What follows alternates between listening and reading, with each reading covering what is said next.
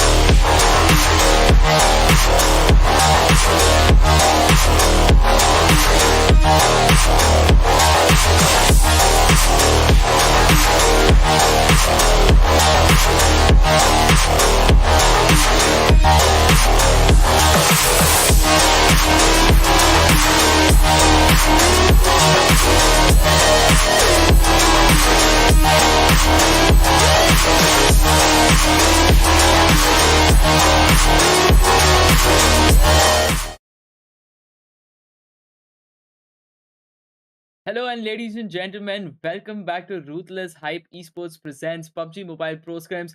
Before we begin with the Judgment Day, I would like to say one thing, and it is going to be that a soldier is not going to fight because he hates what is in front of him, but he actually loves what's behind him. And with that being said, today we are going to have all these teams going to do the best that they can, and they're going to give the best that they could because it's all about the $300 prize pool that is going to be there for this particular week one. And today is going to be the day number 3. With me is going to be Raider, and I'm Echo Boy. Raider, what do you have to say about this? Last day, to be precise, of week number 1 of this PUBG Pro Scrims. Definitely excited for that. But first of all, let's talk about the point distribution system, or should I say the system which will create a lot of ruckus in the minds of these players. Because the first position is going to get them 10 position points, and then second will get them 6, third will get them 5, fourth will get them 4, and fifth will get them 3. Sixth position will get them 2 points, and on seventh and eighth position, I believe they're going to get 1 each, but rest positions will not get anything. This is a tournament calendar, guys. You can actually mark it out on your calendar. First week is almost over because this is the last day. Second week will start on 16th, will end on 18th. 17th will be the midway day. If I talk about week number 3, that will start from 23. 24, 25 will be the last day of that particular week as well. So a lot of ups and downs are actually going to go through that, but the squad rosters are here. It's Alpha 7 Esports, first of all, Kerilo, Mafiso, Voto, and we have got players like Pedro. Then we have Rise Esports, EYC Gaming, and Zebra Masters. So, if you are new to this, I must say on the first page that we saw 4 squads, those are going to represent the Group A. And from that, we are able to see that Zebra Masters is actually currently leading this entire points table. But moving again to the next page, that is group number B, it's going to be Influence CHEMIN, Smoke Esports, XTEAM, and MANDRAKES Esports. The respective players who are playing is also listed, and because we are going to move ahead slightly faster, we will be looking into the group C as well, and it is going to be Inco Gaming, Corinthians, Team Predators, and Knife and Skull. What I have to tell about Inco Gaming today is that I'm expecting a lot.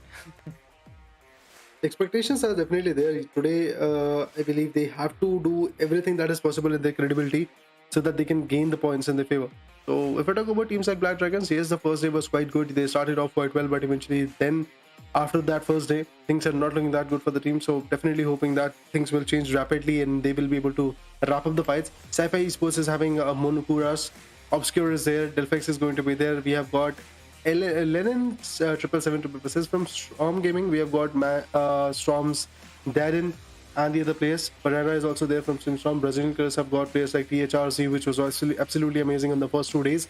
Gods is there. From Flamingo Esports, we have got Fox, like DC God is there. Gigante is going to be there. Sparta is there. So definitely a lot of hopes are there, but this is the schedule. First of all, we are going to witness the ERANGEL, then Miramar, then ERANGEL will come, and after that Miramar and ERANGEL, guys. Let me remind you, there are 5 groups to be precise. Group A, B, C, and A, B, C, D, and E to be precise. Every group is actually going to have 4 teams, and that's how the schedule is going to go. Well, I must also enlighten our audience with what has been happening in this entire week. Week number 1 and week number 3 had the similar to the match schedule that we are looking at right now. Erangel was given more weightage. There are going to be 3 maps of Erangel and 2 of Miramar. But on the day 2 of week number 1, we had Miramar being the dominant map. We definitely turned out to we witnessed a lot of action yesterday in the map of Miramar, but it is Erangel. Every team, I believe, is going to love this map more than Miramar. I've heard a lot of talking going on between the esports players and even the casters radar. I feel Miramar as a map is more for the esports, and Erangel is more for the classic, basic kind of game. But what do you have to tell on that? What would you see? Miramar is a map where you actually are going to get a lot of opportunities. The reason being, you don't have that many holding compounds, you don't have that many opportunities from which you can rotate and stuff like that. So, in a competitive standpoint of view, I believe yes, Miramar is very opportunistic. But let's talk about this match. When the Miramar will come in, we'll talk about that as well. For now, the flight path has started. It is starting from the Novo Ripno region. Remember, guys, it's Raider and Echo Boy in the desk, so make sure to support. And if there is any kind of criticism, go for it. From Novo Ripno to the Georgipol Northwest compounds, definitely the flight path is looking definitely a diagonal one, to be precise. Apart from that, I guess areas like Prismok or other areas like Kamishka are going to be far-fetched, but that's a beautiful flight path indeed for the teams as well, for us as a caster, because now my speculation is that where the play zone is going to fall. See, speculations is going to be a lot, but for now we'll be talking about the flight trajectory. The first game of the Judgment Day, Erangel, the flight path, the plane trajectory is quite diagonal, dividing the entire map into 2 equal halves, which means every team can now easily glide to where they really want to be going. They can have an uncontested loot for themselves and then battle this out. Yesterday, we definitely saw that in the game number 2 of Erangel. The match 2 was Erangel, and match 2 was the first map of. Erangel was the first time, and in that, for the first 2 zones, we didn't really see any fight happening, which means teams are quite, adamant, if I must say, to be ensuring that they're looting first and then engaging in the fight. But I don't know what is going to be there for today. Well, things can change quite drastically. That is one thing I would love to add on. But apart from that, oh, what a zone, man! What a zone! Whoa! Completely leaving everything, every possibility, to be honest. And now the zone is actually shifted towards Loops Esports, and XTEAM is also going to have the advantage of it. But I believe the Pochinki, the team which is in the Pochinki region, they can also surpass the first play zone, and after that, then they can rotate. But Mandrake Esports, I believe, the earlier you rotate, the better it is for you, so that they can actually hold a great place where military base could be an advantage. XTREAM definitely having the advantage of Novo Ripnoi. But talking about the clash, teams like that, 7 could be the area where the clash might be there. Water City teams were there, but eventually only a single one. Rise Esports, another beautiful team coming from the Brazilian region, to be precise, is looking good. Yeah, definitely there were quite a few ups and downs, but they are still surviving. They are still fascinating us by their performance. So I'm happy about it. Tool is actually going to be looted by this guy Mufasa all alone. Lion is here. Let's see what he can do. Well, I am going to wait. I'm going to wait for the action to begin. But looking at Rise for now, they were good. They were good in this entire week. We have seen them perform for the 2 days. Not an exceptional one, but well, we all are learning. When week 2 comes in, probably we'll be able to see a lot more coming from the teams that were not able to perform to the mark in week number 1. See, it says pro scrims. Every team is a deserving one, but a winner can only be one from all of this. And for now, Zebra Masters is leading the table, followed by Inco. Not much of a difference. So let's wait and watch on what is actually going to happen. But like yesterday, we are going to see some clash happening in 70. GZM and Team Predators both are here. Yesterday, ladies and gentlemen, it was Team Predators who dominated this area. Let's see what GZM is going to bring for today. Looking forward to it. What kind of performance they are actually going to bring to the table, that's the question. Team Predators, they're trying to cook up some good nades. The shots could be there. Oh yeah, there is actually some kind of speculation that the shots will be there. Lucas is there with the S12K, and along with that, a Thompson is also there in his hand. But the sprays are coming in. Oh, that was a beauty. That was a beauty shot coming in. Just like that, one elimination is there, and that is the first blood, I believe. And yes, it is. Player 4 was the one who secures it. GZM is not going to be happy about it. GZM, a really bad start, but I guess they will be able to retaliate. Like, well, he's getting an opportunity to spray down one person, leaves him at a single HP. Hugo, he wants to chase that car. I guess he's loving the car like you and I did. But for now, he's going to hold that compound. He is surrounded by the players of Team Predator. Let's see what he's going to bring, because I'm not able to see any backup coming for this lad. Where are those other players? Oh, a wonderful jump shot. But like I was talking about, how he got surrounded entirely, he didn't really have much to do. But I'm still looking for his backup. Guys, where are you? Oh, here they are. They are here. But quite late. Yeah, but with the bikes. Risky approach indeed coming in. I don't know. GZM should have been a little bit more passive. I believe this approach should have been a little bit more of survival. Seems like that they want to take up the fight. Let's see what the result is all about. Pubg is there. The M16 is going to be in the hand. The burst shots. It can be fatal, but only if you appoint it. Only if you actually go for the heads. Meanwhile, if we talk about Predators, the player 4 switches his UMP45, reloads it. Waiting for the right opportunity. I believe they are just trying to play around with the play zone, because the play zone is way too far away. 2,300 meters approximately is what they have to travel. So big distance to be traveled. I think that when the first play zone is going to get compromised, then they will start rotating, and eventually when the second play zone will get compromised, these guys will be able to reach out to it. And another big thing that can actually stand in front of them is going to be the gatekeeping scenario of those bridges. Obviously, some other teams are actually going to gatekeep it so that they can gain the frags, and it could result in a very fatal blow for Team Predators or GZM, which is going to survive out of this fight. I don't know which team is that, but for now, I guess we are actually going to make our speculations. Well, both can. I mean, if they decide not to actually engage this fight completely. I don't think so. Now, right now, they will be able to do so, because look at that. On the back end, it's player 5. He's waiting. He has already changed the game, I guess, for him. Yeah, see, now I'm just going to want all the 16 teams surviving towards the end zones, and then we see a lot of chaos happening. But it's quite not possible is what I'm going to say, but anything can happen. For now, oh, okay, Honest Souls, Arturzin. If I'm not wrong, Honest Souls was that lineup who tried to shoot down a player before even he touched the ground. Yeah. That was something we definitely saw. And it's already 3 minutes to the game or something.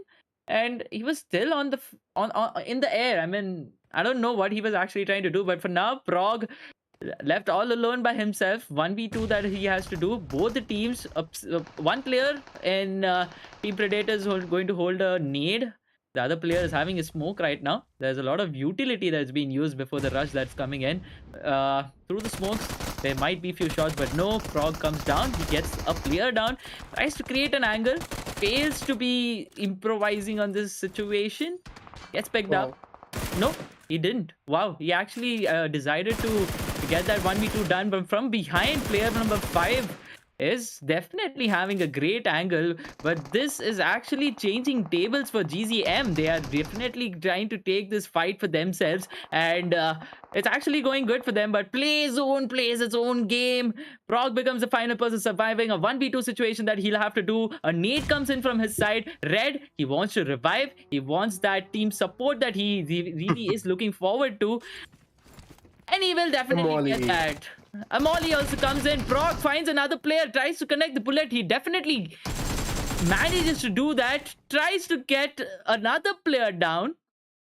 Fails to do it. GZM gets eliminated. It's done, bro. It's done. GZM is out of equation, although they were quite fruitful, to be precise. Player 3 is out of equation, so that's going to create a lot of ruckus in the meta of this particular team, the Predators, to be precise. Another team is outside the particular play zone, that is going to be Black Dragons, and with that, Alpha 7 is also outside the play zone. Alpha 7 is a team which is stuck at the bottom of the list with only 8 points in the favor. So this is the day where they might actually find the glorified fights and maybe bring back themselves to the top 10 positions. If they can actually come up with some good chicken dinners, things can change rapidly for them. Honored Soul on the other corner is trying to rotate. Somebody's in the water body. That's the PG 117 that we are looking up to. The boat.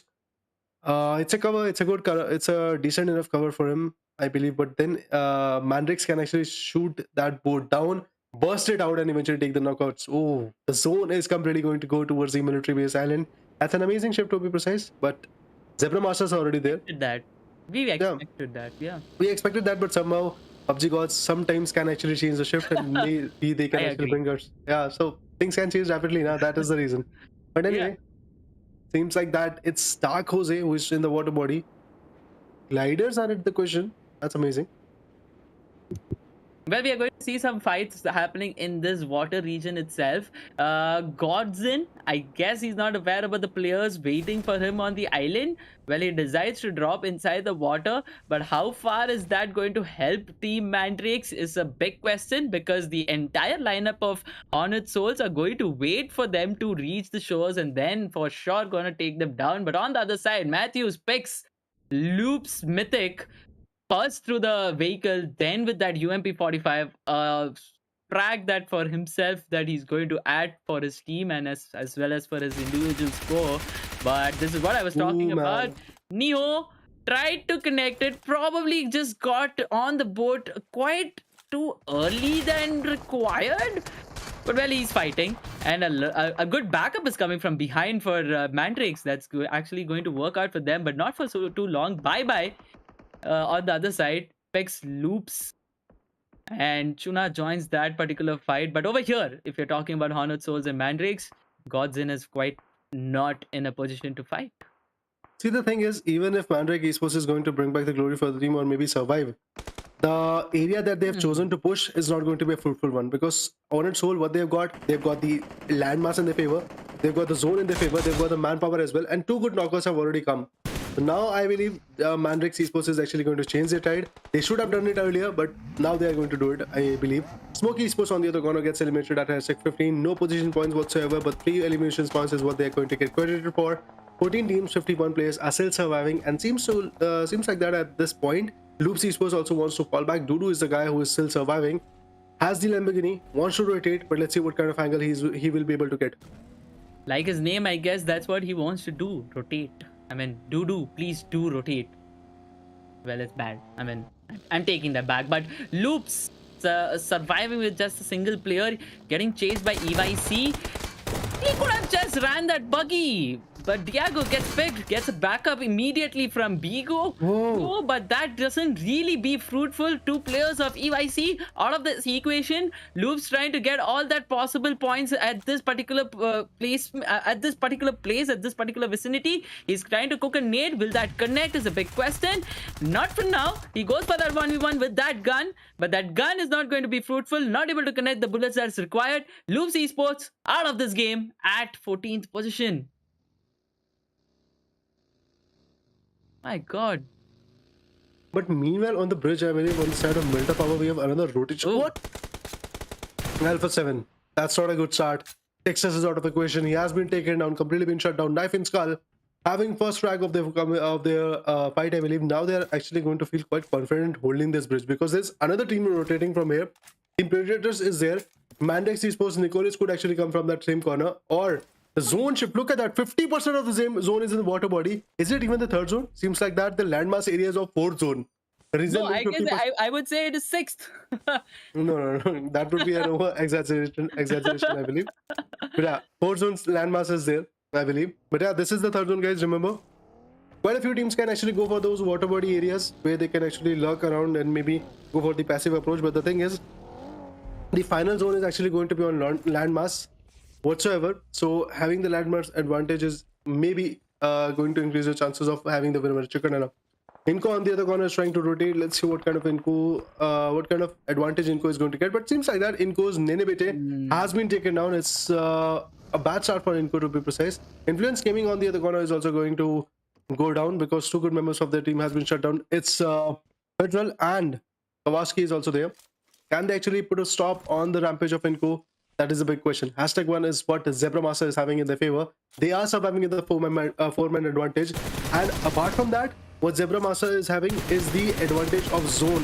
Black Dragons is also trying to rotate through that perspective. And that's not a good camp, to be honest. That's not a good hold because you lost two good guys. But eventually, yes, there was the knockout of Killer Zada. That's a good one. Serafina on the other corner from Team Honor Soul is also trying his level best to come up with the domination. And yes, the domination comes in. Another beautiful knockout. That's a talent who is being taken down by Team X. XTEAM is going to be happy with these two knocks for them. Two great finishes. They're going to be happy for the beginning that they are having right now. Beautiful picks. But now they have a battle to fight against the zone as well. The zone is quite far down in the south and all the teams are to be worried. But what I really want to look at is if Team Predators are still surviving. Looks like they are. One was out of the equation while they've had the fight in the Severny region. And I believe there's another pick that we left. I mean, it went unnoticed. Two players are still surviving. I really want to see on where they exactly are because I believe that's the only team which had to travel the longest distance by far. But Team X, the bridge camp is really working out well for them. Inco tried to rotate, not being permitted. XTEAM quite happy with that bridge block that they created. First, the Black Dragons fall into their clutches, followed by Inco, getting three great, amazing finishes. Papa Kill dominating for their team side. Let's see how far. Yeah. I mean, let's see how far they will be able to survive. I mean, Mandrakes Esports. Nicholas is the last one standing. Now he decides that he's going to rotate for the bridge. Why were they rotating from the water body? Yeah, they can. I mean, they can. There is a possibility because XTEAM is already bailing out of permanent, and there is nobody gatekeeping the bridge, so they can actually. This guy, particularly Nicholas, can do it. But look at that, Alpha 7, the last two members surviving. Where they are? Man, an island with no name.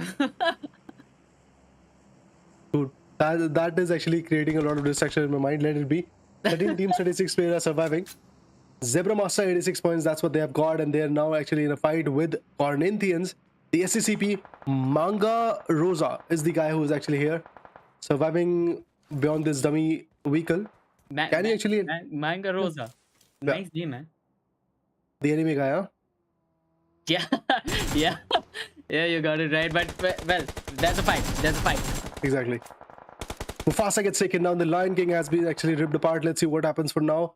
And apart from that, I believe his teammate is also shut down. Rise Nunes, that was the name. Gary X on the other corner is about to receive a nade. Is a nade going to make a connection? That's a big question. But the buggy is actually coming up to a question. Oh, what a beautiful shot coming from Zada, I believe. Neil Zada. Neil Zada, that's the name. I guess there was somebody from XTEAM who was known as Killer Zada. That is why I got confused. I really want to know what Zada means. But one thing that I really want to put on the notice is that the picks are from Zebra Masters, but the confirmation is from the EYC side. Well, Neil Zada doesn't allow EYC to get few more finishes. He cooks that nade perfectly, throws it, gets 2 picks from there. But now the fight that was being shared by EYC and ZM, that is the Zebra Masters, now they are engaging against each other. But on the other side, Team Predators. This team is what I was actually wanting to know about. Taken down in the mid-air, player 4. Out of this particular equation, out of the game, Team Predators. See, this is just the history repeating. Raider. Even yesterday, after the fight that they won in Severny, when they chose to rotate, they got picked up. What happened? I would like to talk about influence gaming for now. The last man standing of that particular team was outside the play zone. He was trying to repatch himself, make a way for the team, but he gets eliminated by the play zone. That's the saddest part when you get eliminated by the play zone. But it happens if the rotations are not actually going to be accurate. Then this will happen. MANDRAKES Esports on the other corner also gets destroyed. That is the another team which was outside the play zone. Nicholas was the name, if I'm not wrong. Now, if we talk about Vitali, gathering those first tickets and trying to just regroup and maybe actually go for the survival. I don't think so. A lot of survival is going to be there. That could be the team which is going to get eliminated on #9. If any other elimination is not going to be there in the lobby, which is there in the zone. But yeah, we are left with 9 teams, 26 players. Seems like that Inco is still struggling outside the play zone. Zebra Masa will be able to get 2 points for them. 88 pointer of a game is already here, but they are still surviving. That's the best part. Honored Soul is another team which could actually come up with a comeback in front of Team Zebra Masa. On the other corner, there is another huge team with a 4-man power. That's Knife and Skull, but the sprays are coming in. Cillian might not be able to survive. Sprays are actually going to be reciprocated, I believe. And yes, the reciprocation of those sprays on the Urus is going to be there. Nades and the other utilities are also being cooked up as a result of this confrontation between these two giants. Well, there's a lot of smokes that I'm able to see. These smoke walls probably might be creating some space for Cillian to be working around this particular fight. But one thing that he has to be having in his mind is that these smokes is going to create just an artificial wall through which the bullets are still going to penetrate on him. Knife and Skull still knows that. The name also suggests that they want to put that knife in the skull. And now the skull is going to be of EYC. Not much of an engagement from these two lads, but on the other side, Honored Souls gets Inco out of the equation. Probably they will be able to get themselves on the leaderboard in the top list. But for now, the struggle is still going to be there for that #1 because the point difference is still huge for Honored Souls and Zebra Masters. But looking at this particular fight here, Honored Souls, we were talking about them. But on the other side, Knife and Skull, Kazuto definitely connects his bullets on Black Dragons. One of the players gets picked up. 8 teams, 24 players are surviving. That's good. Inco wiped out, as I said. XTEAM, 3-man power is there, and they are also surviving on the edges. Black Dragons is also there. The last man standing is going to be there. I believe that is TH Cyril. Let's see what he can actually bring to the table. He's outside the play zone. He has to rotate with the Coupe ARG. Rotations with this particular vehicle is not going to be as fruitful as it is actually looking like, because you don't have a lot of cover. This vehicle is quite flammable. If the shots are actually going to be right, it can actually go kaboom. And just like this Coupe ARG, the situation can actually come in for that guy as well. But for now, Tatsu coming up with a nade. Oh, it was pretty close, but Black Dragons, as I said, is actually eliminated. The last one standing, TH Cyril, is now out of equation because he was rotating with the Coupe ARG and there was no way that he could find a safe haven. What he should have done is actually taken that Coupe ARG and drive straight into the water body. Then he might actually have some, should I say, heal battle done and dusted. But on the other corner, EYC coming up with some good blows. It's Zebra Masters, one good member has been finished off. EYC is definitely looking sharp. 7 eliminations, and there we go. The 8th one also gets followed up. Domination coming from Diego's corner. 3 amazing kills is already secured. Zebra Master, a team which everybody was fearing in the first few matches, is now looking like they can actually bend them. Now looking like they can actually take them down. But within on the other corner gets one down. That's Sindra, who has been actually taken down. Another nade is going to get cooked up. Let's see. Oh, a huge comeback coming from the corner. Seems like that team Knife and Skull did a huge mistake of acquiring this area. Well, they thought there were only one squad over here, but for their surprise, EYC also joins this particular Havoc situation, creating an Havoc for Knife and Skull. Just the last 2 players surviving for now. Moral in the same compound, but Kazuto trying to give him cover from behind. For how long will that equation be working is a big question. But in all of this, Corinthians is capitalizing from this situation. EYC decided to join the party, but definitely not happy with that. Adrian becomes the final person surviving. Zebra Masters, I don't know how they do it, but they are still 2-man strong. They have a 1v2 situation. They have a 2v1 situation, or if I must correct myself, a 2v2 situation if Kazuto is having those angles. But Alpha 7 on the other side, Adrian, a 1v1 situation probably, or is Alpha 7 on the water bodies? I really want to know from the other angle of where exactly. There are 2 members. There are 3 members, I believe, of Alpha 7 Esports, as you can see. Out of which one is there in the water body, another one is actually pretty much on the banks of that water body. But there is a shot coming in. That's a huge one. Zebra Masters has been surviving with some good kills, but their retaliation fire is not going to cut the deal. It's Kazuto who is trying his level best, trying to make a way for the team. That wouldn't be possible. X on the corner, X team. Igor is a guy, Renner is a guy who are completely dominating, completely taking down the guys like Honored Soul. We have got Nino, Nino quadruple 9. Let's see what he can do. Oh, the nade was there, and so on point to be precise.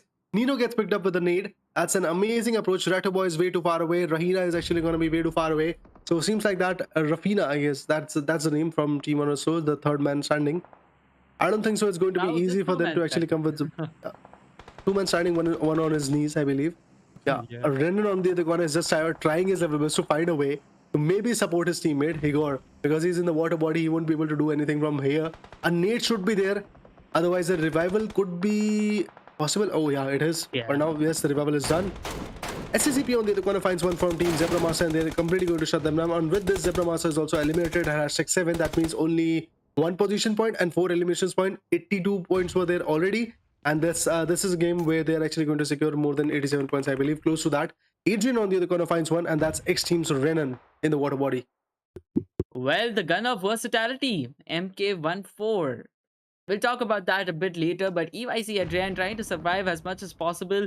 Alpha 7 on the water bodies, they were the ones who were on the lands which had no name. No name island is what Alpha 7 chose to occupy, but now they're forced to the main south regions of this particular map. But Adrian, he has a 1v3 situation. How long is he going to survive is the question. Rafina has already spotted that person there down. Is he going to go down? I really want to see if that is going to happen, but I probably feel he shouldn't be doing that, because if he does, the climb up is going to be a bit difficult. But in all of this, Corinthians are quite happy. They are holding the compounds. They don't really have much to be losing for now. They can just wait and wait for the zone to favor them, and probably a chicken dinner right in their pockets, I must say. But for now, the equations of these teams are going to be a 3v, 3v, 2v, 1v1. Who's going to get this one is a big question. Looks like it may be some from the teams of Corinthians, or probably Hornet Souls if they play their game. Mm-hmm. It could be quite possible for Hornet Souls to get the winner by chicken, but it seems like that Adrian is actually going to completely go out of the equation, survive a bit, and then eventually pull through the attacks. SCCP, the Corinthians have to rotate, have to find the angle from which they can survive. I believe Alpha 7 is also there with 0 frags.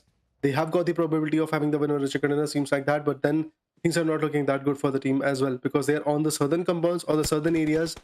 Survival is actually going to be out of equation because the zone is going to punch them out. So that's a big thing. Oh, Souls Rattle Boy meanwhile finds an angle. That's a huge knockout, I believe we were not expecting at that point. But that knockout will change the pace of the game, because now the control is in the hands of Team Honor Soul. They are looking confident. They are having the edges of the zone. They are having the areas of the zone, to be precise. These three guys from Team Soul, Honored Souls to be precise, is looking quite confident. Igor can be the one X Factor. Adrian could be the one X Factor. But I believe everybody's focus is now between these two giants, the SCCP and Team Honored Souls. Let's see what happens at that angle. But look at that. Vitex barely holding to the edges, clinging down to the zone. But I believe the zone damage will be there, and this will be the first team, apart from any other team that is surviving for now, which is going to get eliminated by the play zone. So let's see what happens. Igor is also on the edges. He's barely holding to it, but yes, he is surviving. That shows that there are quite a few keen instances of the survival which is going to be there. Happy with the fact that it's probably the first time that we are able to see in the week 1 that Alpha 7 is in the top 5. Though they don't really have many finishes in their pockets for now, but I'm just too happy. But Souls Rafina, Hornet Souls Rafina finds XTEAM Igor, punishes him, sends him out of this particular match. Hornet Souls are really taking out souls from all the teams out here for now. Now the fight is going to be of a 3v3 between Hornet Souls and Corinthians. From the down, if EYC Adrian finds a way to climb up, probably he's also going to be creating havoc for Hornet Souls. But on the main islands, I mean the main play area is going to be a 3v3. From below, EYC Adrian, if he has the need, he might be able to do a magic there. But A7, Alpha 7 trying to get on upside of this particular region, because the zone is quite far away from them. Are they able to climb it? Will they be able to climb it is the question. That's a tough one, to be precise, but Psych, welcome on the stream, and all the other guys who are actually watching the stream, make sure to support it, like the stream as much as you can, because this is the final circle of the first match of the day. Remember, this is the final day of this week number 1 as well, so there are a lot of final things coming in. Adrian on the other corner is still barely holding to it, holding to the angle. I don't think so Alpha 7 is going to find their way up to the particular area where Adrian is actually having the advantage. 4 teams, 9 players surviving. It's the battle again coming up between these two giants, the SCCP and the Honor Souls. The gap is there. Look at that. Shots were coming in. M416 in the back. He reversed the attack, but no! MK14 with a beautiful blow. I just love this gun, man. MK14. That's an absolutely devastating gun. But how did he connect? I don't know. Magic. Well, now Corinthians are looking quite stronger, at least by the manpower that they have for now. They are persistent on attacking Hornet Souls, trying to eliminate them as quickly as possible, because that's the biggest threat that they're going to face for now. Players now will be quite visible. All the smokes are out of this particular fight. This is now limited to a linear exchange. The players are getting spotted. Rafina quite low on the health. But from the downside, Rafina actually wanted to jump down. He definitely got Adrian out of the equation. 1 finish point for him, but leaves his man all alone. It's a 1v3 situation. Ratapu trying to connect those bullets. Not really possible. Alpha 7 gets eliminated by the zone right after Hornet Souls getting picked up. Corinthians sweep this away for themselves. I would actually call it an easy chicken dinner. Or probably the one which they own it. It was not an easy one, man. A lot of rotations happened. I mean, I would say they made it look easy for them. Yeah. That is the thing that I would actually agree on. Yeah. But on the other corner, yes, the winner chicken dinner is here. A beautiful one lead coming from a deserving team, a team which actually molded their way out of the equations because they were not having the advantage of the zone in the initial circles, and they made their way all together in the zone, and finally they are happy and looking sharp. The comeback that we needed, but eventually it's the last day. I really doubted that it's going to make a dent. Okay, it is making, but eventually at the 7th position. So yes, from out of 20 teams, this is the position that these guys are actually going to get after backing out a beautiful chicken dinner. It's Corinthians which have got the 7th position. Remember guys, the top 3 position are going to get blessed with the prize pool. The rest one, I don't think so is going to be there in the hands. But day number 3, match number 1, the ERANGEL was there in front of us. Whenever the chicken dinner team, the Corinthians have got 2 eliminations when it comes to Midstomp. This was the guy who actually backed out the 2 eliminations with the total damage of 499. When it comes to Manga Rosa, this guy was able to get 1 elimination, 410 damage. Eliminations of Bruno Zin, I believe, was 1 and 42 damage, 92 damage to be precise. Then we talk about the Prata. From his corner, I believe 39 damage came in. So that's all for now. I believe Corinthians did a decent job of acquiring a lot of points, acquiring a lot of advantages when it comes to the attacking formation. But eventually the biggest hurdle that was there was in the name of Honored Soul, and they definitely defended it till the last. EYC on the other corner, Adrian, barely holding to the edges. I don't know what happened to Alpha 7 after losing one good guy on the bridge. They completely rotated out to the islands. I don't know what the name of those islands are, but yeah, that's what it was. But now let's move on to the results. Let's move on to the criteria where we are going to talk about the teams to watch, the 4 teams which are so dominant that we have to talk about them. Well, teams to watch. I'm sure Corinthians is on the list. Yes, they are. Honored Souls, EYC Gaming, and XTEAM. XTEAM had an X factor, I must say, Raider. An amazing gameplay. I really love the way they actually played this game out for themselves. But what I'm disappointed is with the fact that EYC Gaming, they committed to a fight where they went off half-cocked. I mean, they should have read it. They should have actually used more utilities before actually walking into this particular fight that they had in the compound, where Knife and Skull and ZM are already engaging against each other. But SCCP took an advantage of that. We'll talk about all that in a while. MVP for now of this particular match, EYC. Elimination versus damages. We can see that we have about 10 finishes from the sides of EYC. An amazing gameplay from their side. Honored Souls with 8. SCCP, though they got the chicken dinner, that's going to be 10 points of placement, but just 4 of the eliminations that they were able to capitalize. I guess they favored the zone more than going for the attack, and they got the best compound and eventually the chicken dinner. It explains it all. Well, that's good, but eventually 14-pointer of a game. I believe that is where I am getting that sigh. But eventually, I believe EYC and Honored Soul are actually going to get the first and second position in the match ranking. And yes, exactly, that's what the situation is. EYC Gaming, they have got 14 points, same as Honored Soul, and the same situation is also there for Corinthians. But eventually, there is a gap. There is a gap of the finishers. There is a gap of the potential breakthroughs. If we talk about XTEAM, 9 points from the corner as well. #4 is the position. Knife and Skull, 6 points. Predators with 5 points. All together of the finishers. Zebra Master also with the 5 points. Alpha 7 with the 5 points as well. Okay, that was for placement. I thought, where was Alpha 7 Esports gathering those 5 finishers? But no, that was not the case. Smoky Esports 3 points. Loop Esports 2 points. Rise Esports with also 2 points. Influence came in also looking same. Imco and Black Dragons also had 2 points each. GZM Esports and MANDRAKES Esports were the 2 teams which went out way too early, and GZM was the one which went out in just first 4 minutes of the game getting started. The first squad that got eliminated was GZM. Correct me if I'm wrong. Yeah. So, well, match summary. It's going to be from the sides of Soul Rafina. who's going to get the highest eliminations. Highest damage will be accounted by EYC Adrian with 831. Knife and Skull Morale goes for the highest assists, 2, but that's the highest that we have from this game. 797 healing done from the sides of Italy, from Inco Gaming, representing Inco Gaming. And again, we see Rafina on this match summary with the highest knocks as well. I believe it's actually a balanced situation. Most of the times I've always seen that most eliminations is also the same person who has the most knocks, but match statistics, 55 eliminations, 10,241, impressive total healing. Total knocks will be just 50.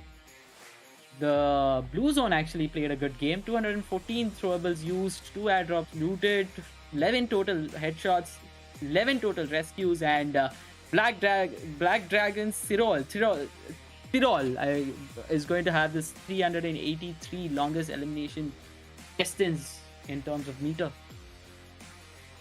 It's good the way the fights are coming in. It's good the way the attacking formation is being there. But Zebra Master is still on top with 91 points. That's amazing. Inco Gaming barely making it out in the previous battle, to be precise. They had, I believe, just 2 points. 84 points is what they are actually going to reside on. Flamingo Esports have to start the day. I believe the next 4 matches is what Flamingo Esports is going to have in their favor.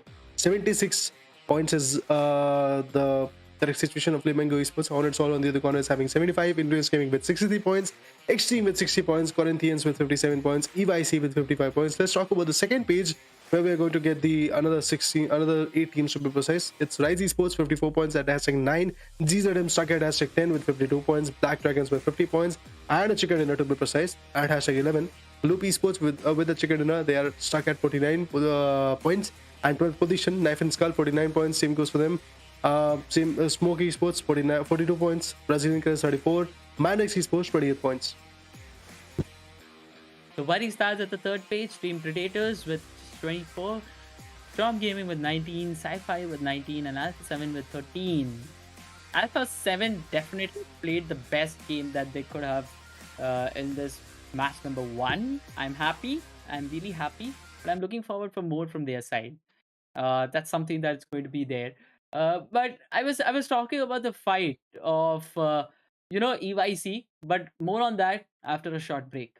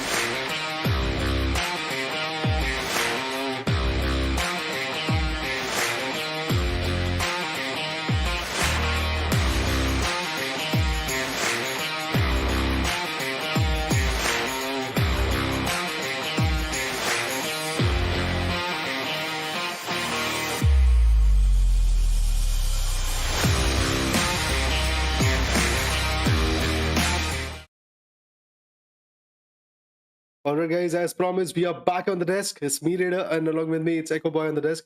Remember guys, this is the Ruthless Pubg Mobile Pro Scrims, which is for the Brazilian region. Definitely a lot of amazing fights are actually happening. A few teams are actually being consistent, few are actually getting eliminated quite early.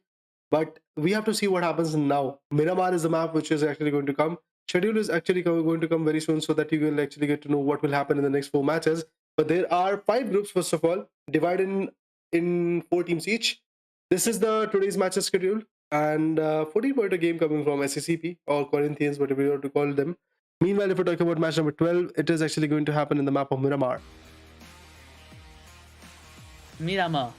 I'm excited. I guess I always get more excited for the map of Miramar than ERANGEL because there's a lot of twists and turns that comes up in Miramar. I kind of have an expected result in ERANGEL, but Miramar always surprised me.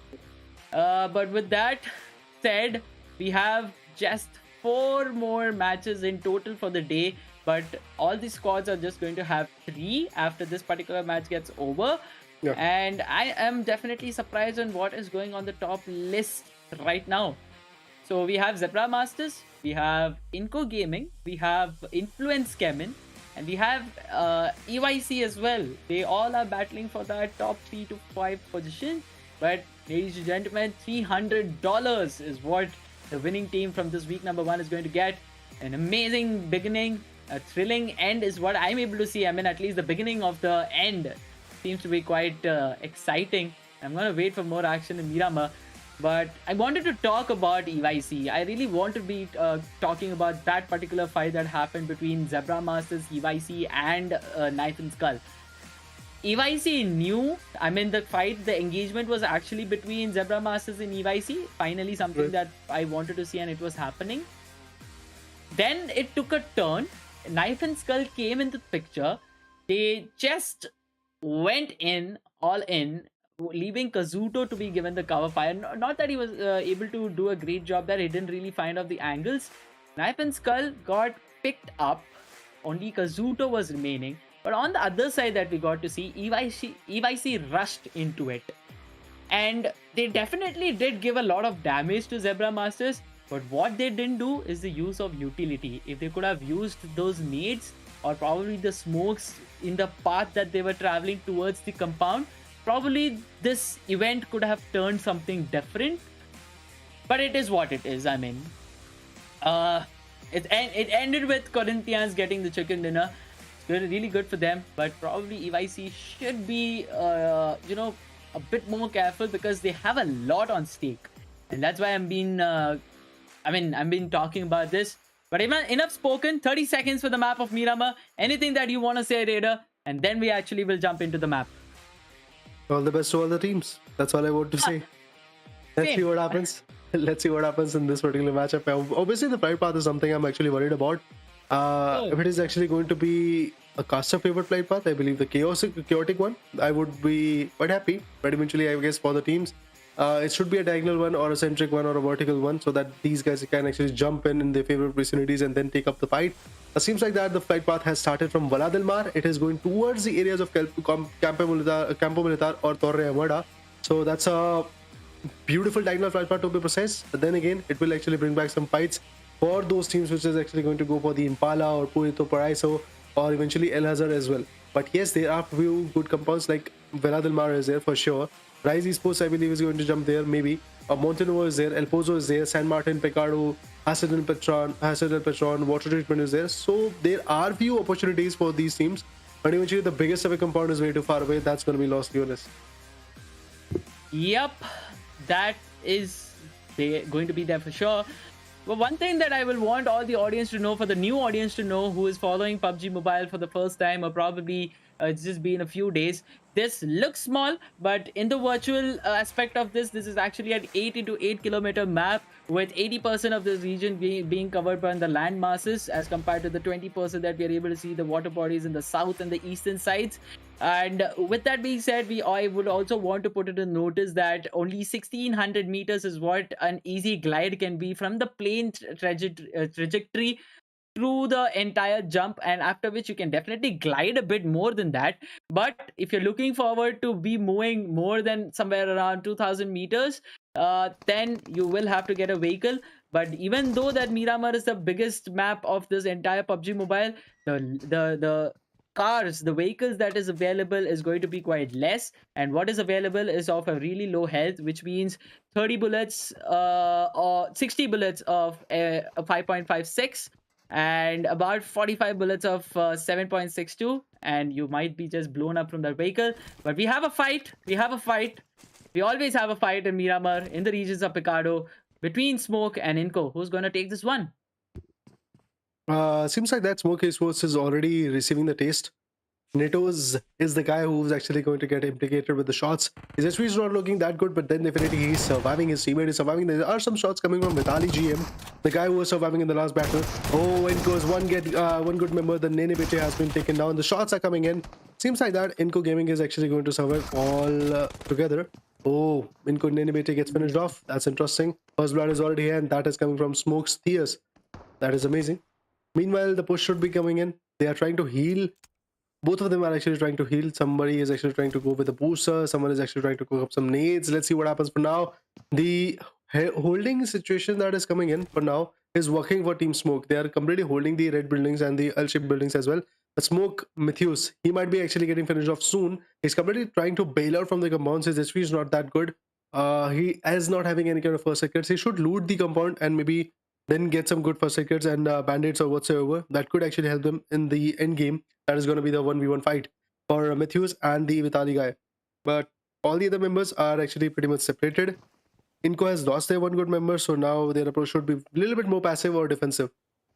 I agree with that. A passive approach to this fight might just be better. But for now, if any of another player of Inco gets picked up, the revival is something out of the question. I mean, it's just not possible. Look at the positioning of this entire squad, this entire lineup. Becker is handling the grounds from the behind. He really have to provide cover to both Vitali and Squash. But will he be able to do that simultaneously is a big question. Does he have the angle to be doing that is also a question. But Matthews, quite low on HP. If Vitali actually gets Matthews out of this equation, then it becomes a 3v3 situation. And then probably we can see something extremely amazing out of this entire fight. But for now, it has come to a standstill, which means I am more interested to be looking into the fight that may be happening in the regions of Hacindia del Patron. There is also two squads that normally go over there in the name of Zebra Masters and, if I'm not wrong, GZM.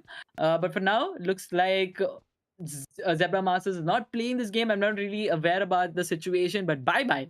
Trying to provide as much cover possible to Matthews for him to fall back. The more the players, the better the team could perform, and that is something Smoke understands. The manpower is the one thing that he actually can use to manipulate a lot of fights. So yes, that is going to be the case at this point. Kuna is actually on the rooftop. He's having that advantage of the eagle eye perspective. That will help them a lot. Matthew is actually having the cover coming from Kuna's corner. Vitali is still trying to find that angle from which he can actually lead down the shots. He's going to loot, or should I say salvage, whatever was there in the crate of his teammate. Now it's good. He's got the level 3 backpack. He's got the vest. He's got the helmet as well. But does he have got the courage to actually push forward and eventually get the finish? Because pushing forward can be the biggest mistake for Inco for now, because in the previous match as well, you saw Inco had only 2 points. In this one, they've already lost 1 point. I mean, the 1 frag for the team. And the rest remaining guys should actually look for the bigger picture. That is the winner chicken in this game. Inco Gaming definitely is looking for that, because 2 back-to-back bad games and the worry actually starts to begin. And Inco will not want that. They understand it. I can see from the moment they're being a bit passive. They're doing all things right for now. I mean, look at Becker. He wants to go to his teammate, but he's ensuring that he's actually building that smoke path. He's making sure that he's not spotted. But one thing that he also is aware about is that this wall is only going to cover him from being visible. But the bullets are still going to penetrate through. Let's say if Becker is actually going to cross, 50% of all the smokes are already depleted. Vitali trying to create another angle, but Squash manages to actually fall back. It's not Becker who wants to go, but it's actually Squash who wants to fall back. Wise decision, I must say. For this guy, yes, exactly. On the other corner, Alpha 7's Uzin also gets taken down by Sci-Fi. That's amazing. Sci-Fi Esports and the big team from the lobby is actually connecting some good bullets. Some good shots are coming from the corner. But I believe this third party is about to come to Pecado, because for a brief moment I saw a pixel of some other guy from slot number 13. So Sci-Fi on the other corner finds one more from Team Alpha 7. Alpha 7 once again is struggling to just stand in the lobby. 2 frags are at a loss. On the other corner, Sci-Fi is now going to be happy because they've got approached and they've got the 2 frags that was required to just initiate the battle. Smoke Netos on the other corner finds Vitali. That was a good knockout coming from Mike Rosie.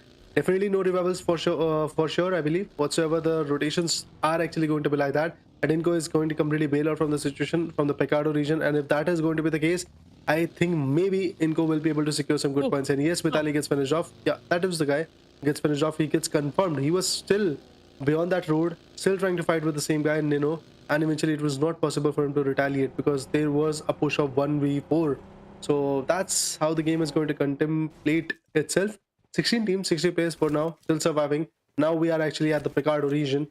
Once again, it's Team Smoke ripping apart Team Inco with 2 frags in their hands already.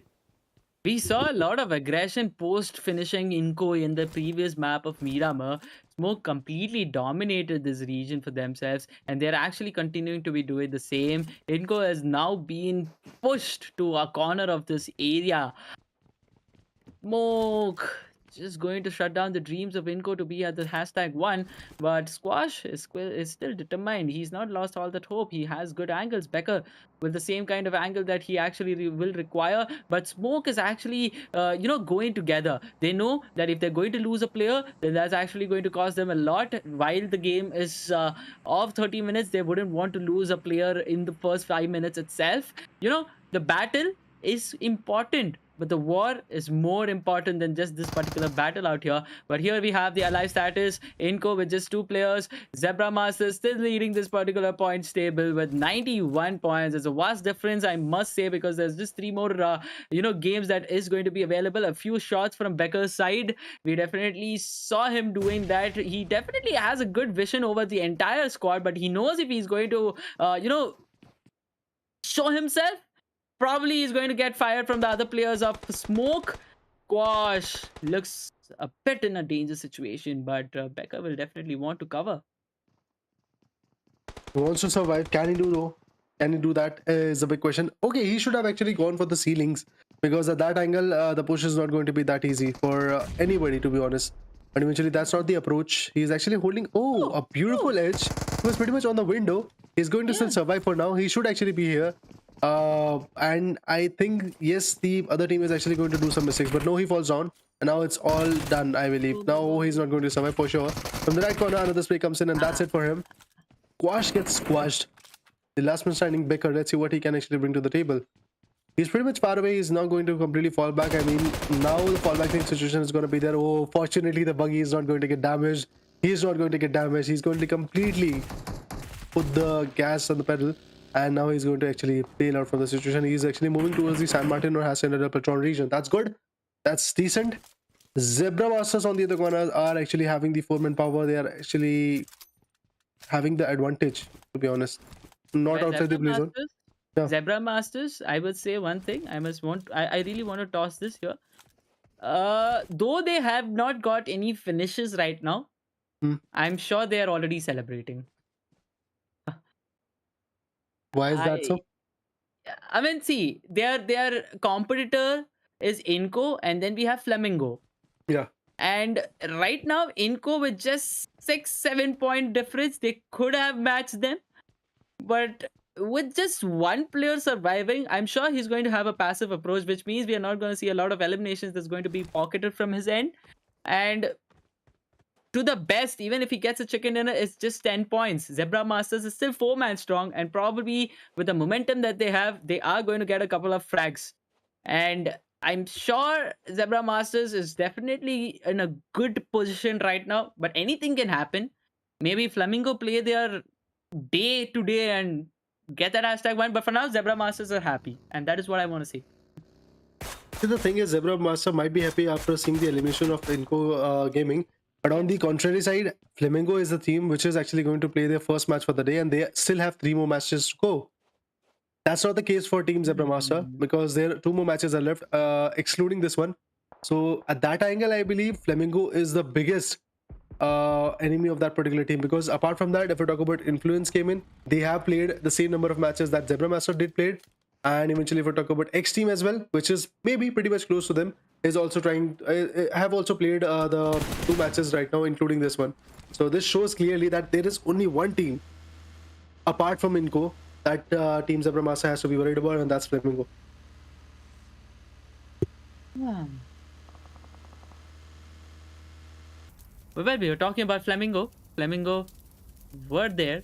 They are rotating. They're trying to find a good compound for themselves. EYC Gaming on the other side. We were talking about the vehicles in the beginning. The vehicle that they have has already been bursted. Are they in a fight, or is he trying to use that as a cover? Some top angle view, and probably I'll be able to conclude with something there. But right now, at the hashtag 8th position, EYC quite in the center. I feel this zone might go to the sides of, yeah, okay, that is exactly what I was about to say. And this zone probably is going to be somewhere where we are able to see La Ben return. I guess the last zones probably is going to end there. But Los Leones is a zone magnet. It definitely attracts zone towards him. It or him or her. But on the other side, if you're able to see in the south, we have XTEAM having a quite a parallel rotation with another team there. But SECP, not really happy with that. But for now, EYC Gaming gets all charged up. Uh, they are going to be attacked by Sci-Fi, but an amazing positioning from the sides of EYC. They did manage to actually handle this push really, really well, but not for so long. ZM is also rotating from here. They will want to join this party, but are they aware that there are actually two squads? Adrian comes to rescue. Adrian gets a good position, but Neil Dada also joins the party. This is a catastrophic situation for Zebra Masters and for EYC Gaming. Zebra Masters didn't really scout this entire region well. They are going to be punished for this. Just two more players surviving. Stolotov is not really looking good there. He gets picked up. Just two men from Zebra Masters. EYC is also not really looking good. Sci-Fi, who started all this, is for now, in a better position. Maybe, but the nades are actually going to come in, to be honest, and eventually look at the finishes. That is also raking up. Another nade going in. That could be a beautiful blow to the bits. Adrian, which was knocked out, is now actually going to get bladed up. A Brazilian killer on the other corner also finds an angle on XTEAM. And another molly. Oh, that's amazing. Team Predators is also ripping apart Team Smoke. That's amazing. Pubg on the other corner returns the favor. But Raynan manages to knock himself with a nade. That's amazing. Apart from that, if we talk about Zebra Master, they are looking good. Now their revival is actually coming in. It's a 4-man squad. Yeah, the revival is something which is going to be important. But what happened to Rafa? He's directly walked right into the molly. He can actually go prone. And yes, exactly, now he's actually going to survive a bit more. Seems like that EYC now wants to punish Zebra Master along with the team which is known as Sci-Fi. But Sci-Fi Esports is getting connected with a nade coming from Zebra Master. Smoke on the other corner is also getting smoked up. Oh, the sprays. Look at the damage that the EYC is able to dish on. Lorenzen is actually going to be the last man standing. The revival comes in. Zebra Masters having the 3 finishes that was required. That's absolutely amazing. Now they're going to push forward. They can easily rip apart the two teams which are standing in front of them. It's a 2v2v. It's a 1v2v4 type of situation in the compound. Okay, Neil Zada on the other corner finds a nade and he puts it down. And one good member from Team Sci-Fi is also ended. EYC also gets finished off. It's the team known as Zebra Master which is having the highest advantage of this particular fight, but they should push on. This is the right moment to push on, otherwise the opportunity is not going to be there. Yes, opportunity is missed right now. Oh, the retaliation are way too high, but the favors are also returning. The last man standing of the team, Lorenzen, might not actually survive for a longer period of time. The drop shot comes in, he finds a knockout, but that's it. Knockout is going to result in the casualty.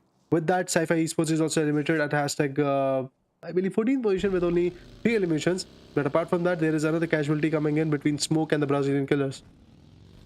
I must take my words back. Zebra Masters did an amazing third party. At the beginning, they actually were losing this battle, but they did get a good, start. I mean, they just revamped themselves. They got that fight for themselves. They eliminated not just one, but 2 squads there. And both those squads are actually big names.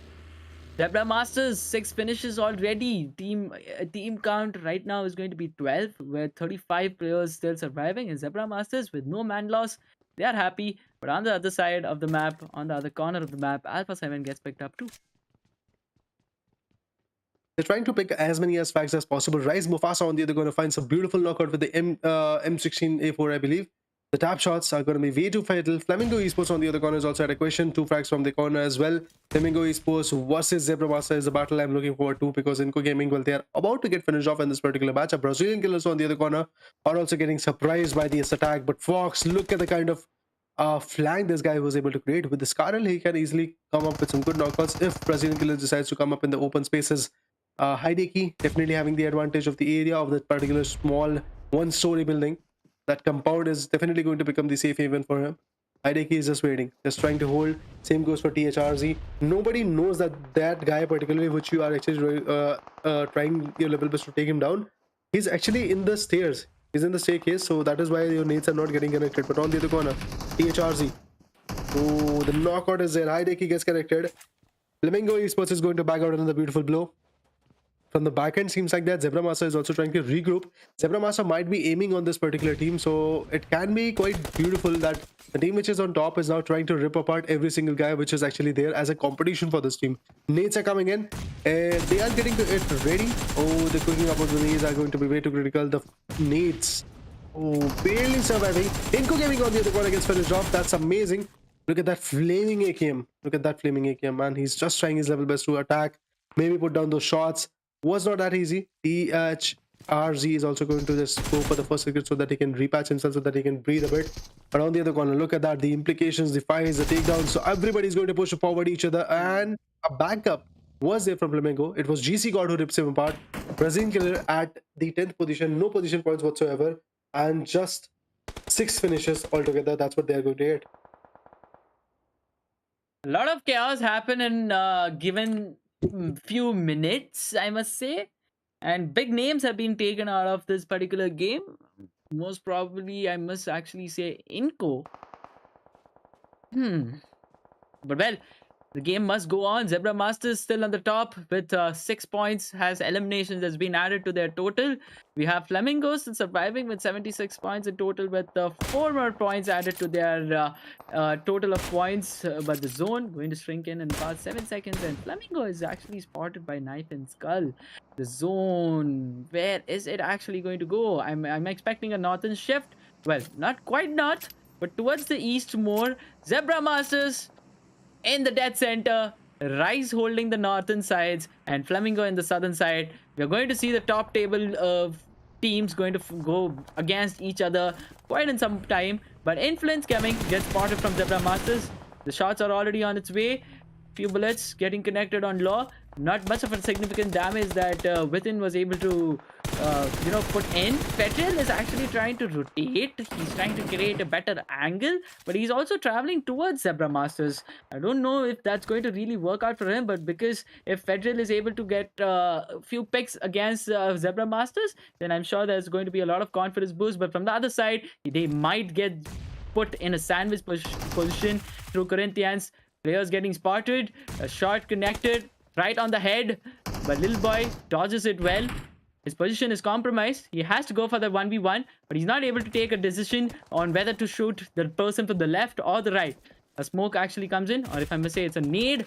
Players are spotted actually, but not much of a shots that Manga want to give right now. But having that lower region getting held from Influence Gaming, Corinthians might be able to get this fight for themselves, but little boy is in a better position to take or commit to this fight, and he, I guess, is going to do that. Trying to connect few bullets, not able to do that. Comes a buggy, tries to get few players off from that buggy, but he actually gets picked up. Corinthians definitely gets 2 beautiful frags from this particular fight. Now their fight actually continues with the zone itself. I don't think so. Manga Rosa is going to survive from that particular perspective. Yeah, the elimination is going to be there, and with that, yes, exactly, that's the Corinthians, which is actually at a loss. Remember, guys, that was the team which was able to bag out the previous win when a chicken dinner, but in this one, the loss is there. Sorry, to be precise.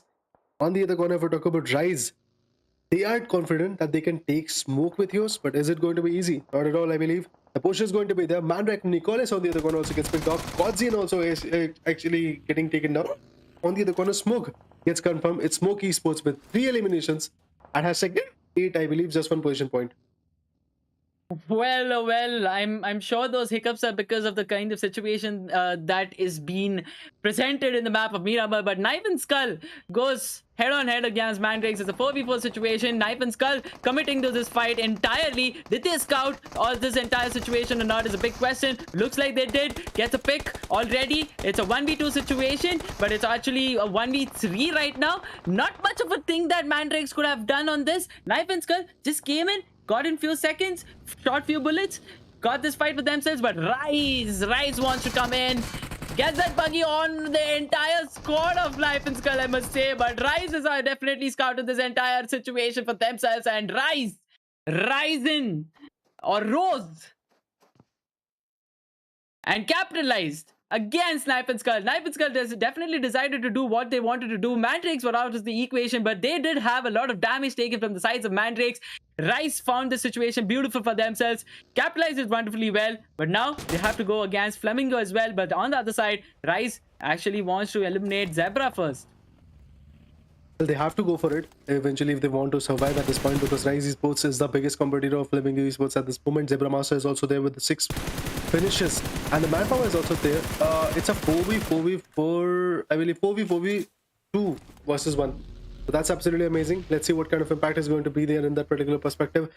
We've got Aiko in the scene. To Aiko, to be precise, he's actually having the zone advantage, or should I say the height advantage, to be precise, because the zone advantage is more in the hands of Rise. They're cooking up good nades. Mufasa and Noons are actually coming up with some good nades. Let's see what kind of implications these are actually going to bring. Oh, the nade.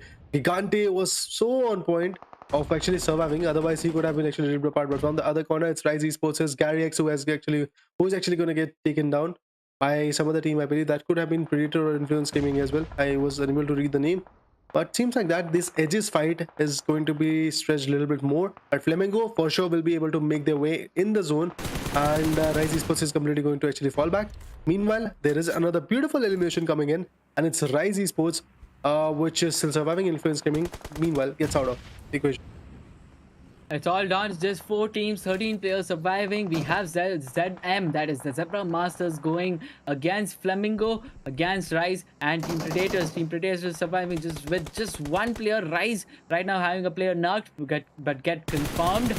We all are down to just 4 teams right now, and Zebra Masters looking quite confident. They have the momentum, they have this entire game for themselves already, but will they be able to convert it for themselves entirely is a big question. For now, Mufasa wants to fight this battle out against this one single player surviving from Team Predators. On the other side, Zebra Masters are trying to actually connect those bullets on Flamingo. A nade gets cooked. Team Predators really in a dangerous position. Not anymore, because they're getting eliminated, and with that we're down to just 3 teams, and that's going to be Flamingo with 4 all manpower, and Zebra Masters, I guess 1 player is knocked, but the revival will definitely be executed. They have the areas for that to be possible, and they can definitely do it. But look at this zone, there's quite an open, and the vehicles are the only way they'll be able to create some protection for themselves. And there are few ridges and rocks there to use. Yes, see, we are having fake doing the same, but how long is this going to help is a big question for me. I don't think so. It's going to be an easy task, to be precise, but the nade gets connected. That was a huge opening that was required. Rise Esports is another members like Mufasa and News are actually having the lower advantage, but GC God actually returns the favor of that knockout, and it's not possible for Fake to actually get the revival for now, but the revival for Gigante and his teammates are actually going to be quite possible. Meanwhile, if we talk about Zebra Masters, that's another big team. We want to see their eliminations or their chaos coming in. Let's see what kind of perseverance these guys are actually going to bring to the table. Flamingo's GC God have got some kind of insight that they have got the upper ridge, and in which they can just clearly see where the rotations are actually going to come from, or eventually what kind of areas these guys are actually holding. But no, that rotation would have been way too hefty. It seems like that the trouble will still rise. ZM, Rafa, Nitrix, Solotov, everybody is just trying to appoint those amazing shots. So let's see what happens. Mollies and nades are actually getting revved up. Ooh, Fox gets watched from the sides of Rice. Fox gets out of this equation. Now it's all down to just 3 players of ZM, 3 players of Flamingo, and 2 players of Rice. Oh, I must take that back. Easy God gets picked up. Not looking really good for Flamingo right now in this situation. Gigante quite low on HP. He has to heal himself up. Solo wants to commit to this fight towards from the left hand side, but Rafa, who is on his knees, will want to revive his player first. And Solo actually decides to do that. Gigante gets time to patch himself up, but from the other side, if Rise actually spots them, it might be just a troublesome situation for them. But it looks like Rise is also not in quite a great position that they were before. Flamingo gets an opportunity to actually get back their players on track, and Gigante goes all in and wants to confirm his finish. He does that swiftly, and thus gets Rise out of this equation. Ladies and gentlemen, this is going to be the fight between Flamingo and Zebra Masters, a 3v3. I must call this fight a fight between the two mammoths, because both these teams are fighting for that top table match right now. But Gigante gets spotted from within, not in a good position, but he definitely has the covers. He will want to patch himself up and up right in the game. He would actually love a lot of carnage, I believe. It seems like that. Rafa, Vinith, and a lot of definitely Vitin, I believe that is the guy. It's a 3v3 situation, as you said. Definitely, they're trying to actually scope around and eventually get the cues where the enemy are and what kind of rotations these fights can actually become fruitful. It's stage 8. I mean, the zone number 8 is actually going to be already here. So the rotation should be there. The angle confrontation is also being there. They've got the M416. I'm talking about Flamingo Esports at this point. M416 is there. Toiko is there with the MG3. On the back end is Gigante, which is actually having a hardcore cover in his favor. And he's actually over there standing with the M416. I believe some scopes could be there in his hand. So he can definitely create a huge impact in this fight if Zebra Master decides to rotate. But this is a very opportunistic match for Zebra Master as well. I'm quite confident that Zebra Master is going to be the one team which is going to cross out the 100-point marker first of all. In this particular day, Zebra Master, 8 finishes from the corner. Looking forward to get any more. Space were there from left and right corner. I believe from multiple corners they are actually trying to push forward, and that's the beauty of this particular fight, that they are actually having the multiple areas and Flamingo is unable to focus on one. Oh, that's it. I believe they're going to completely shut down. Flamingo Esports gets eliminated at #7, #2 with 7 eliminations. That means a total of 13 pointer for them. But if we talk about this team particularly, which is known as Zebra Master, that was an 11-pointer game, 11 eliminator type of game. So 21 pointer of a situation in their favor. I believe it is going to be somewhere like 122 points or 112 points. That could be the case. 112 points, I believe. That is going to be the main meta of this particular fight, and they are still going to reside on the first position, that's for sure. Nobody's going to dethrone them for now. 2 more matches for this team, 3 more opportunities for Flamingo Esports, and 2 more opportunities for Inco Gaming to dethrone them. Let's see what they are actually going to do and what kind of changes that we are actually going to expect in the leaderboard are going to come true. Zebra Masters, I will have to actually look at the dictionary and come up with good words or extremely out of the box words to describe the kind of gameplay that we're getting to see from them the day one. We are able to see Within with 3 eliminations from this particular game, Rafa with 3, Solo with 2, and Neil Zara taking all of. I mean, he has not given much of a damage, but he has definitely got a lot of damage. I mean, he was the one who was taking it for the team, and that is definitely something an assaulter slash a support player does. I believe that's the role that he's playing. But amazing coordination from all these 4 players out there, and an amazing gameplay that we get to see from these players out. And I mean, amazing is just a small word that I can toss in, but I guess it was expendable, extraordinary, and a few more couple of synonyms of that. But we will get into the match results and the post-match segments. Teams to watch: Zebra Masters, of course. Well, there we go. 17 nades that was used from the corner, 16 smokes as well. 25 minutes, 38 seconds is what the time period was where they were surviving. Rise Esports on the other corner was able to manage a rotation of 11,551 meter. Meanwhile, using the 15 nades and the 15 smokes simultaneously. If we talk about the full squad time, that was 24 minutes and 3 seconds. If we talk about Flamingo Esports, the team which actually was the runner-up of this game, 6,560 meter, just shy of, I believe, some points, maybe 102 points against Team Zebra Esports. Zebra Masters to be precise. But yeah, if we talk about the MVP, that's going to be Flamingo's GC Quad with 3 eliminations and total damage of 928. This guy was able to use 11 throwables and the assists were 2. MVP of the match. Congratulations to GC God. He actually did an amazing and a fantastic job that we could see in coming up from his end for his team. Flamingo is actually, one of the teams that I actually am looking forward to, because the kind of gameplay that they had in the first day, average. But then they did do their homework, and that actually worked out for them. From day number 2 till now, they're actually doing quite good. Always able to see them in the final zones, which is extraordinary from their end. But elimination versus damage, 11 for the Zebra Masters in ratio to in accordance to 1834 damage that they have churned out. 9 eliminations for Rise Esports with 1704 damage, 7 for Flamingo. But look at the damage that they're given. The highest in the lobby by far. Indeed, it is. No doubt on that. 2097 in this particular matchup was the right amount of damage Flamengo Esports was able to dish out. Although they were unable to secure the winner chicken and even the first position in the particular leaderboard. The leaderboard about that, I believe, yes, we have got the leaderboard in front of us. Zebra Masters 21 points, Rise Esports, despite of actually getting eliminated at third position, this particular team is going to rise to the second position in the match-wise ranking. Reason being, they had slightly higher points in terms of the finishes and in overall standing as well. They have got 14 points. Flamingo Esports have got just 13 points. If we talk about Knife and Skull, they've got 8 points. They are stuck at 4th position. Meanwhile, 5th position is being occupied by the team known as Team Predators. 7 points. 7 points is what they're going to get in this particular matchup. Brazilian Killer meanwhile gets 6 finishes. Corinthians 4 finishes from their corner. If we talk about Smoke Esports, 4 points as well. Sci-Fi Esports 3 points. MANDRAKES Esports 3 points. Influence Gaming with 3 points as well. XTEAM with 1. EYC Gaming with 1. Storm Gaming with another set of 1 point. Alpha 7 Esports with also 1 point to be precise. So this is how the whole situation is going to get carried away. Definitely excited to see what will happen in the upcoming stages of the overall ranking as well. But meanwhile, we have got the match summary where Rise Mufasa is going to be the guy which is still on top.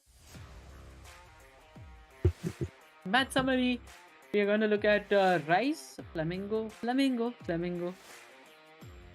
and Brazilian Killers. I mean, no, Brazilian Killers. Yes, that's squad. So Mufasa with the highest eliminations, and GC God coming up with the highest damage. Gigante with 4 assists. Gigante again with the highest healing done. And then we have Tres with the highest knocks from this particular game. But Brazilian Killers, I must say one thing, Raider. They were one of those squads who got eliminated quite soon, but they were able to do a fantastic job, I believe. And with that, the Masters 6 for day number 3 and match number 2 of the day, Miramar. 58 eliminations, 8,719 total healings, 64 total knockouts, 226 throwables used, 2 airdrops looted, total headshots count would be 8, 19 rescues, that's quite good, and 397. The longest by far in this particular week, I believe. Yeah, exactly. That is the stature, that is the kind of, let's say, animation that was coming from Gigante's corner. That is absolutely huge. Longest ever in this particular matchup. That's amazing. Let's talk about the overall ranking for now. Zebra Master still being on top with 112 points. That's exactly what we calculated. Flamingo Esports on the other corner, after playing 9 matches, have secured 89 points. And that's what I was worried about, because now Flamingo Esports is going to chase Inco Gaming down to the dust. Inco Gaming is left with only 2 matches. No hopes that they're going to actually dethrone Flamingo Esports, things like that. Honored Soul on the other corner have got the 75 points that was required. We have got Rise Esports with 68 points, Influence Gaming with 66 points, Corinthians with 61, XTEAM with 61 points as well. Let's talk about the second page of the overall ranking. Well, in the second page, we have got Knife in Skull with 57 points, EYC Gaming with somewhere around 56 points. That's amazing. GZM Esports with 52 points, Black Dragons with 50, Loops Esports with 49. Same goes for, not the same. 46 points is what Smoke Esports is going to get. Brazilian Killers have got 40 points, MANDRAKES Esports with 31 points. Let's go to the last page to be precise of this overall ranking.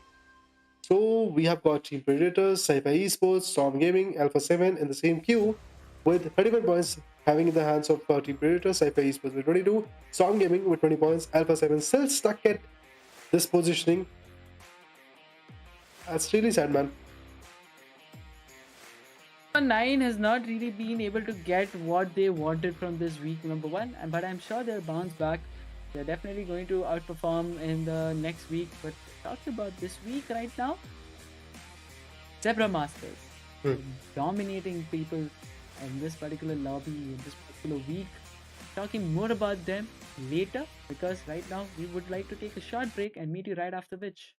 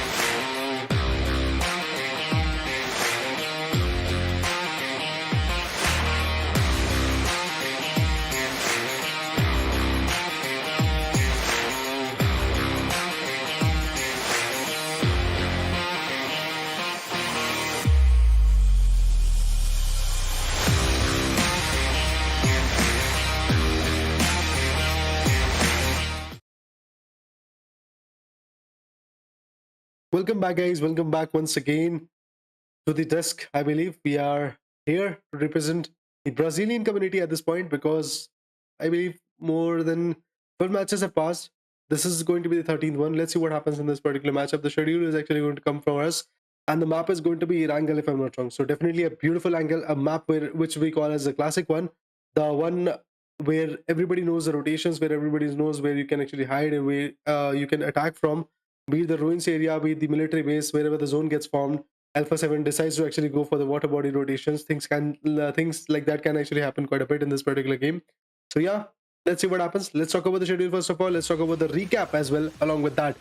First chicken dinner for the day was in the hands of Corinthians or SCCP, but they had only 4 eliminations. That means a total of 14-pointer game in their favor. Meanwhile, if we talk about the second one, it was in the map of Miramar and it was in the favor of Zebra Masters, the team which was still on top and now is actually maintaining their firm position on top. The only team which can actually chase them, that's Flamingo or Inco Gaming as well. Inco Gaming is actually going to have the same amount of matches that Flamingo Esports, Zebra Master is going to have. So that's a big suspense like situation getting created in the lobby.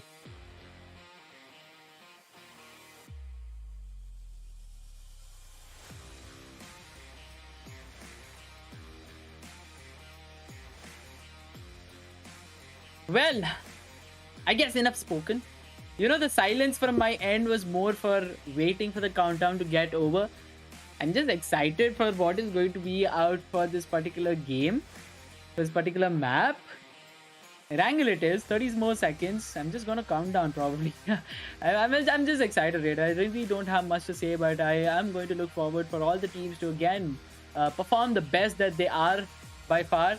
And there are still a lot of opportunities. If you're not able to climb the leaderboard, but at least play the A game that you're known for, and we will be excited for it, and so will your fans. So all the teams out there who are on the second page, or probably even on the third, we are going to root for you all, or your fans are going to root for you all. Just give the best performance out there. But match number 3 of the day, myself being Echo Boy, the pilot of C-130, although it's an autopilot, but with me, co-pilot Raider, are going to take you along through this map of grass, the map which is known as the classic. The flight trajectory starts all the way from Novorapnoi, going towards Severny, quite to the eastern side, I must say. Going to take a lot of efforts for the players who want to go to the sides of Georgopol and anywhere on those linear paths. Definitely, I mean, reaching out to Georgie Pool, Jackie is going to be a very difficult task for these guys, but Gatka, Query, Ferry, PA Prismark, these are also pretty much inaccessible for now via the flight path to be precise. They can reach out by gliding to some X location and eventually inviting some vehicles and eventually going and goofing around with that particular vehicle, rotating for Query, Ferry, PA, Gatka, Hospital, Georgie Pool, or Jharki. Because the thing is, these are the few compounds which have the decent loot that you want as a team. Your foemen can actually get replenished, have the right loots. And I would have to see what happens in 70. Is it going to be the same situation where the clash will be there between the Predators and some other team?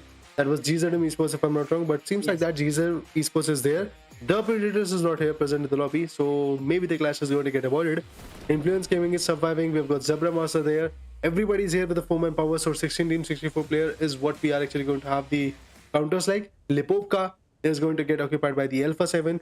Every now and then they are actually going to have the right utilities, but I don't know what they do with those utilities because they get finished so often. See, Alpha 7, at least what they know is that wherever they are planning to take a drop, they are getting uncontested over there, which is good for them. But one thing that I have actually noticed from the team of Alpha 7 is that they haven't had one single drop. Whenever we see a flight path that is favoring towards the west or the south, we see them going towards the Primorsk. Now that the flight path was towards the east, I'm able to see that they are in the regions of Lipovka.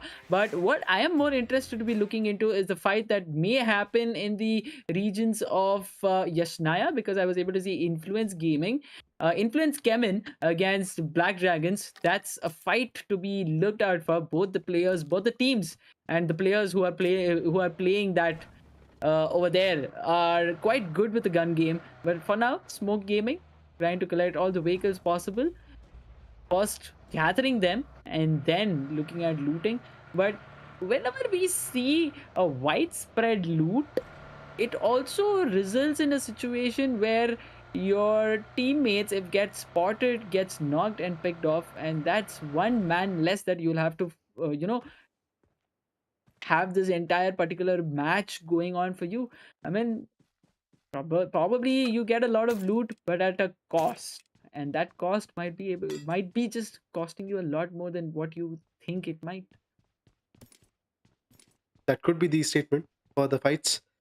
That Dragons on the other corner is there in the Asnapper region. We expect a lot of fights coming up in here, but seems like that the other team which is here to compensate them, team number 7, they are pretty much on the another side. Alpha 7, while looting the prison or the Libovka region, is looking confident because there's nobody to contest them, so there is no need to be worried about.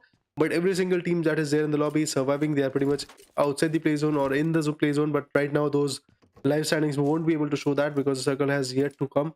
So that's again a big thing.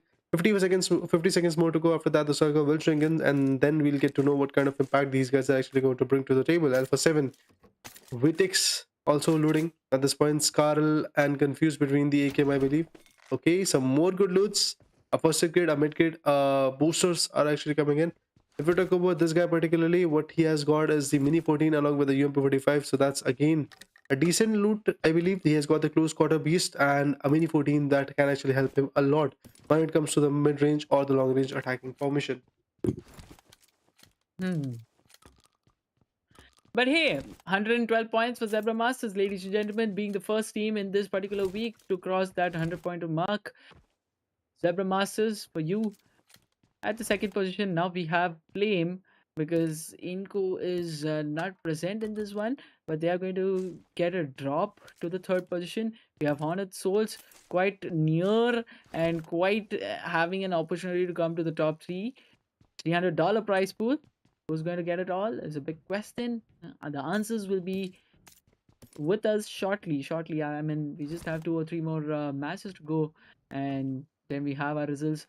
We're talking about loops.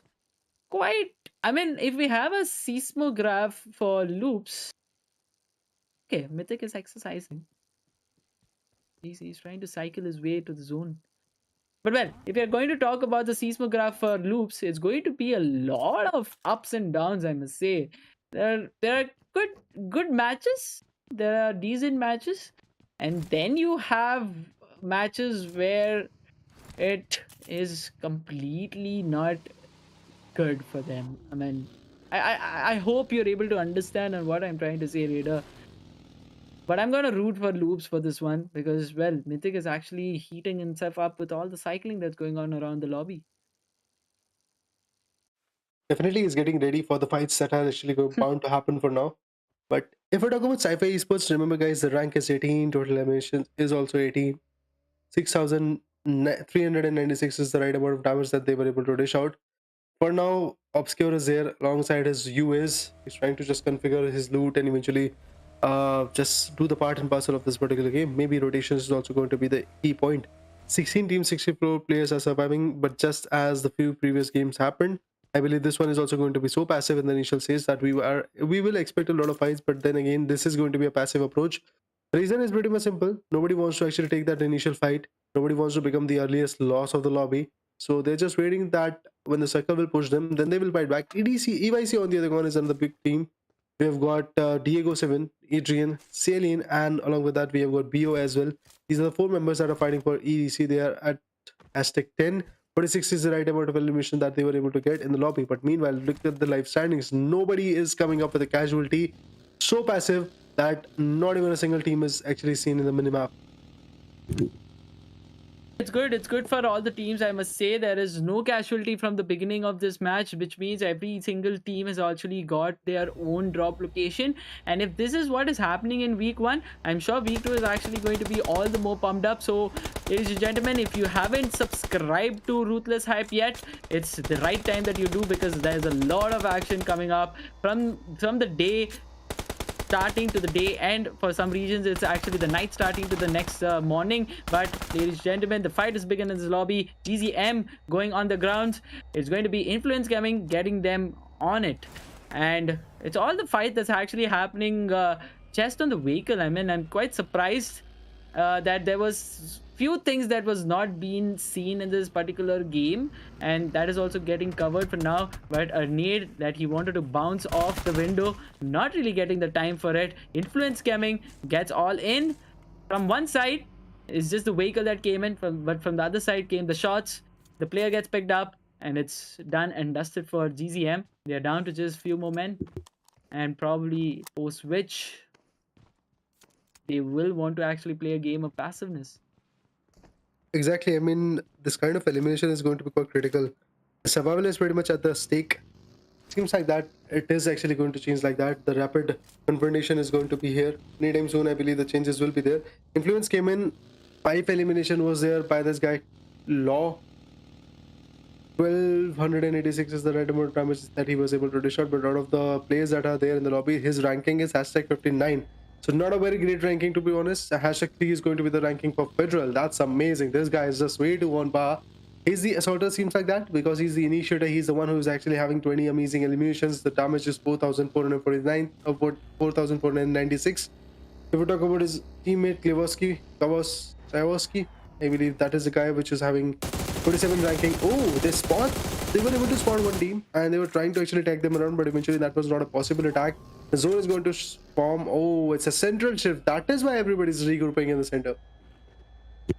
Smart move, I must say, from all the teams out there. But right now, what I'm worried about is if the early fights are not happening, then it's going to be really chaotic in the end zones. But ladies and gentlemen, I was just talking about fights and it's already begun.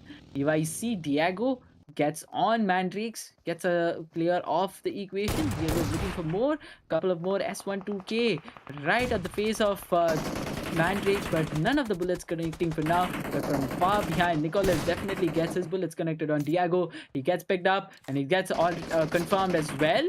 EYC not really looking great for now, but Adrian is having a top angle. Probably he drops a couple of nades and he's able to get Mandrakes slow down their momentum. But will that be possible? He's actually having the nade, but is he actually going to toss it? Because Godzin knows that he wants to.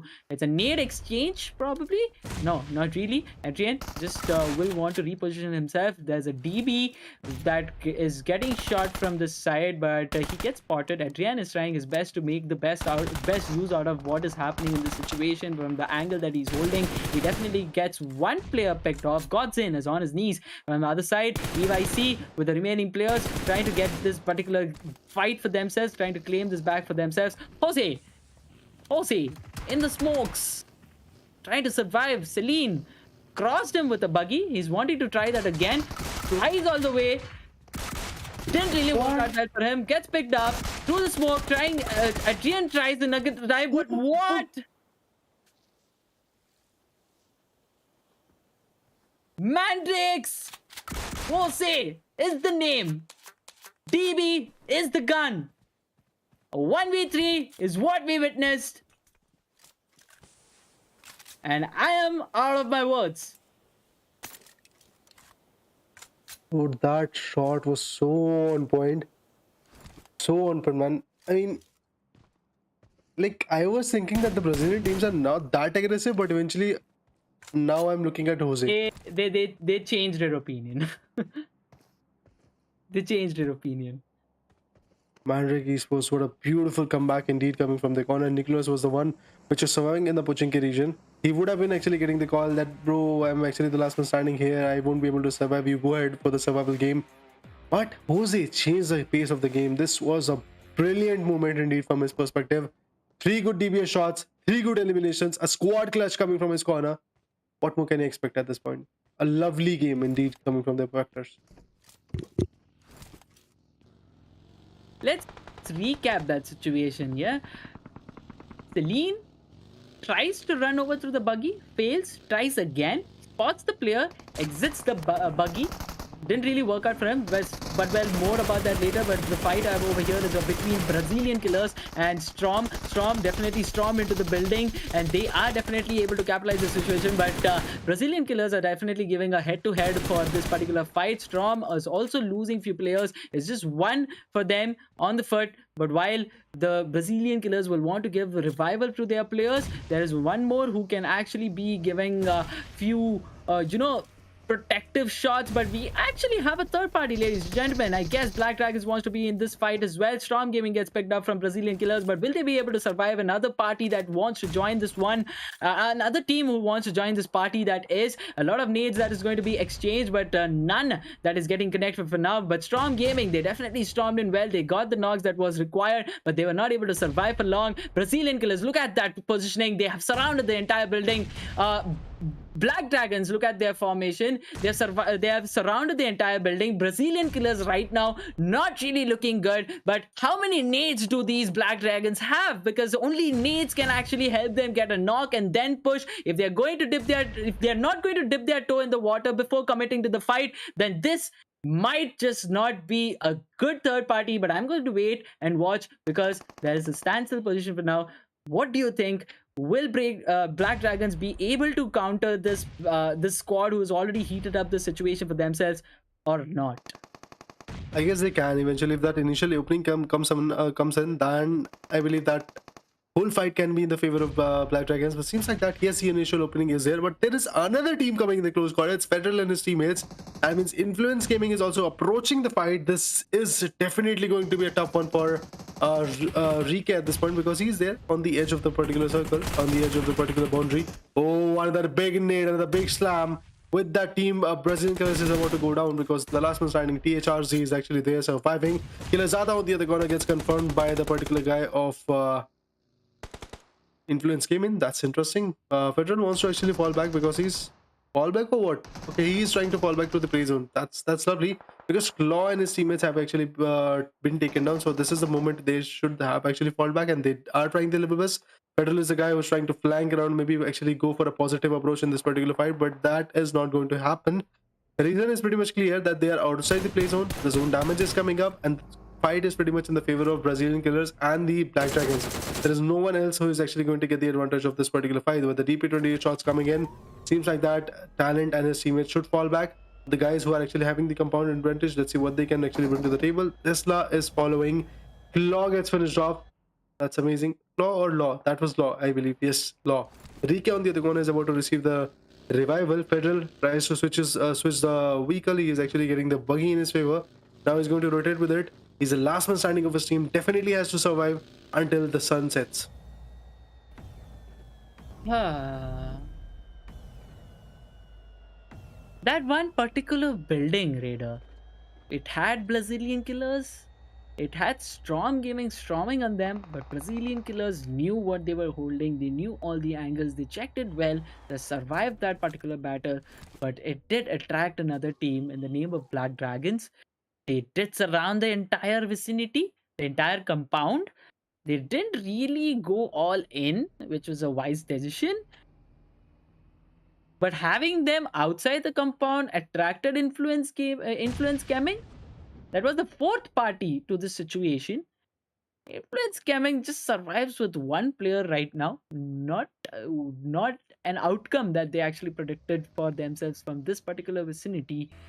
The solo man surviving actually decided to leave this place and survive for the battle up there. But now the fight again continues between Black Dragon's Talent against two players of Brazilian Killers. Deiki gets an off angle for himself. A nade comes from the Thresh side. A damage definitely churned out. But Deiki, if he actually peeks from the right side, he might be able to pick Talent because he's quite low on HP. But Thresh is going all in. He takes a jump. He wants to get that player off, and he definitely is able to do that. A great use of UMP45. But where is the cover?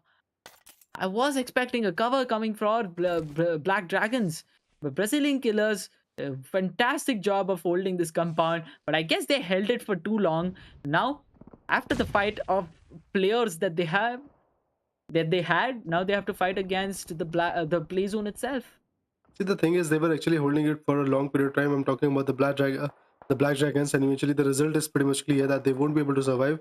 So this is how the game is going to go on. This is how the impact is going to be there. But Brazilian Killers, they are actually holding it for a long period of time. I'm talking about the Black Dragons, and eventually the result is pretty much clear, that they won't be able to survive. So this is how the game is going to go on. This is how the impact is going to be there. I would love to see what kind of impact these other guys are actually going to bring to the table. Brazilian killers also get eliminated by the play zone. The shots coming from Jose is way too on point. He's still actually wreaking havoc. What is happening here? Smoky Sports. Everybody is stuck in the pre-fire. One knockout, two knockout. They're falling like a bunch of cards. This is a very great opportunity for Smoke Kuna to do a 1v4. He can actually do it. It is possible. Let's see what is going to happen. But no, Kuna gets confirmed at the same moment. Nitos, I believe I was just trying to overpump him. Nito becomes the final player surviving, but it was quite an amazing performance that came from his counterpart there. I mean, he just opened a scope and went all in. But Frederick from the other side spots Mandrakes. Nicholas gets him on his knees. Probably will not be able to confirm, but I'm sure Nicholas probably will be bleeding off to death. But for now, Sci-Fi, Lorazin coming up with a lot of utilities it use. It's against XTEAM. A nade that bounces. It definitely connects. Papa Kill on his knees. Igor is holding this downside while his other two players are going to hold the building, which is quite adjacent to this one. Igor is not really moving. He doesn't really want to reveal his position, but I'm really happy with the kind of positioning that Sci-Fi is having. But a nades that getting exchanged from the side of XTEAM against Sci-Fi is definitely working out for them. A player that they got off this equation, but Lorazin knows on how to use that AKM, gets the player off, but the needs continue from XTEAM. That is definitely resulting in a good situation for XTEAM. They are rushing in. There's this one player standing for Sci-Fi. He has to do a 1v2. He spots a player, connects the bullets, gets him off. He has one more player to counter, but on the other side, XTEAM is just going to confirm all the knocks that they have churned out against Sci-Fi, and a revival to Papa Kill is what he will want to decide. But will we have Lorazin getting that perfectly cooked nade against XTEAM? If that happens, then XTEAM might just get eliminated. But is he going to do that? Well, he's trying the same nade that he tried against Papa Kill, but this time it doesn't work out. He tried to definitely get XTEAM's player off the equation, but the bullets didn't really connect. XTEAM got a fantastic job. Beautiful picks. Sci-Fi out of the game. One more T getting erected at this point. Seems like that everybody's just trying to change the pace of the game, and pretty much successful rate of it, I believe. Oh, Dark Jose and his teammates, I believe, are they going to get the advantage of this kind of zone shrink? I believe yes, they can eventually if they play the cards right. So to be precise, we're definitely rooting for them at this moment. Let's see how far they will be able to reach out to the particular circles. Flamingo on the other corner of the big team, trying the level best to change the tide of the pressure that was there in the leaderboard. Let's see what happens for them. Flamingo is actually holding a good position. Alpha 7, they're still surviving, but quite an open. They are getting shot down by a lot of players. They got XTEAM. Wow. No, XTEAM got themselves out. Papa Kill actually landed off the vehicle and got himself knocked and eliminated. Not a good sign for XTEAM. They had a really good battle. They lost 2 players over there, but now that much of those efforts didn't really work wonders for them, but they definitely got a lot of finish points. That's going to add up to the total. But looking at Flamingo, they definitely spotted Alpha 7. They got a couple of knocks. Now they want to reposition inside the zone and they want to continue with the battle. Wise decision. Indeed it is. Right now they have to survive. Right now they have to pull up their socks and eventually get as many S points as possible. They're trying the level best. Seems like that some shots are coming from Flamingo's GC's God's Corner. That Shark is a very good area to hold on. Zebra Master definitely wants to be consistent in whatever matches they are left with. So yeah, that is the approach. Rise Esports about to get confirmed, was confirmed right now, is confirmed to be precise. It's a very great approach. It's a very good approach coming from Flamingo's GC God to be precise. That SLR shot was so on point that he was able to take one down from GZM. That's Prog. The Pro G or Prog, whatever you want to call him. On the other corner, Alpha 7 is one good member is also surviving. That is lovely to see Alpha 7 surviving till this kind of POI. Zebra Masters, Rafa trying to rotate. Alpha 7 to be precise is also having the highest manpower, sort of the highest manpower to be precise, but the zone gets shifted completely and it is actually going to favor the team which is known as MANDRAKES Esports. Shots are coming in, but MANDRAKES Esports is still actually unable to tag him. That's Loops Esports for you guys, which was able to secure the last chicken dinner for the last day, if you guys remember. Flamingo, GC God, Fax and Fox on the other guys. They are definitely trying their level best to compensate and eventually take the blows. Seems like that Zebra Masters are still surviving. They are regrouped. The revival is going to come in, and after that they have to rotate. The thing is, their vehicles are not looking good. The damage is there on the tires, the vehicles are in the flame, and look at that, Rafa already gets knocked out with another beautiful vehicle blow. I don't think so Zebra Massa will be able to make it out to the play zone. See, right now I'm wanting something like this to happen. I know I am actually expecting too much, but if Flamingo gets all the players from the right hand side, that is GZM and Alpha 7 out of this particular game, and then they have Zebra Masters also from out of this particular game, then that's a lot of finishes for them. But Alpha 7 trying to rotate, not being permitted from GZ God, gets one out of this equation for Alpha 7. It's just 3-man strong for now for Alpha 7, but on the other side, Loops is also wanting to get a better position for themselves. But in all this action, we are able to see Mandrakes capitalizing against Alpha 7. Alpha 7 will be off this particular game, but before them, we saw GCM getting out of this particular game as well. It's all down to just Flamingo, Mandrakes, Zebra Masters, and Loops.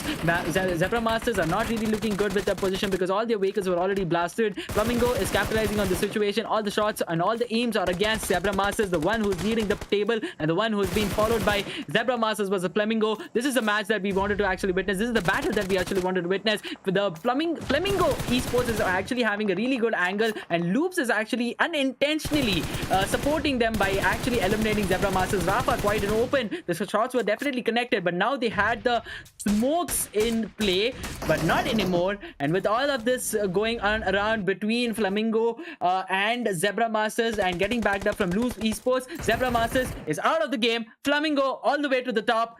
Possible? Will it be executable? For now, the height advantage is still in the favor of Loops Esports, as you can see that if we talk about Drake, or should I say Mandrakes Esports, we have got Jose, the DBS god, and Nicholas is also there, which is actually supporting the teammate as well. But Flamingo on the other one is back with the manpower. They've got the revival Zun, they have got the boulders, they've got the covers that was required. The change of the pace can come from the right corner because Loops Esports, one good member, is already rotated over there. Shots are coming in. They're definitely trying to tag them around, but eventually that was not possible. Those were some damn good mini 14 tap shots. It was not fruitful, but yes, it was a good one.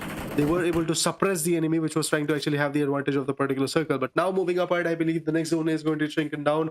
This is the 7th zone. This shift can change the pace of the game, and it is Loops Esports who is going to get the advantage. Gigante and his teammates are going to move forward. The buggies, the vehicles are pretty much ready and amped up. Gigante is going to be in the vehicle. Let's see what kind of rotations these guys are actually going to bring to the table, because Dark Doodoo on the corner is the guy which is having the off angle that should not be there from Loops' perspective, but the edges is the one thing that they are actually trying to maintain.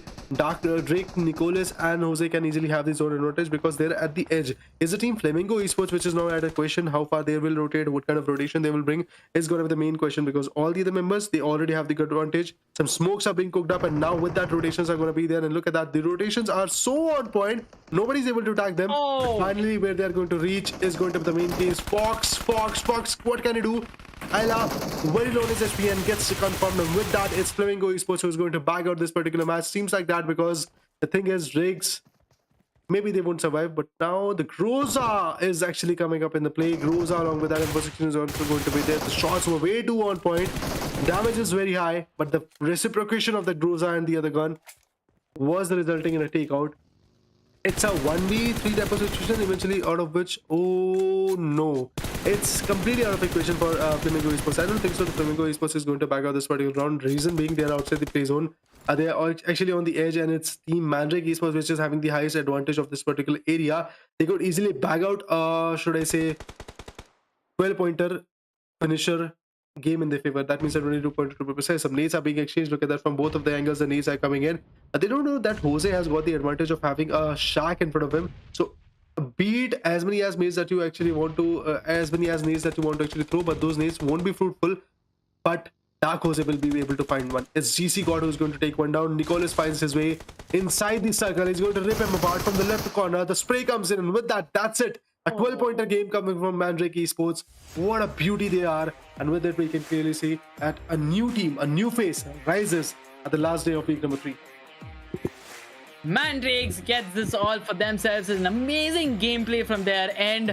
They did wait for the right opportunity and they seized it for themselves. Winner chicken dinner for Mandrakes after a really long time, after a lot of struggle, but they have done it for this match, and they are going to be really happy with this one. Overall standings will be 14. This is exactly what I was talking about, ladies and gentlemen. If you are not able to get yourselves on the top 5 table chart, then you just have to do one thing and prove yourself on why you are in the part of this particular pro scrims. Ladies and gentlemen, Mandrakes for you, winner chicken dinner in the day 3 and match number 3 Erangel.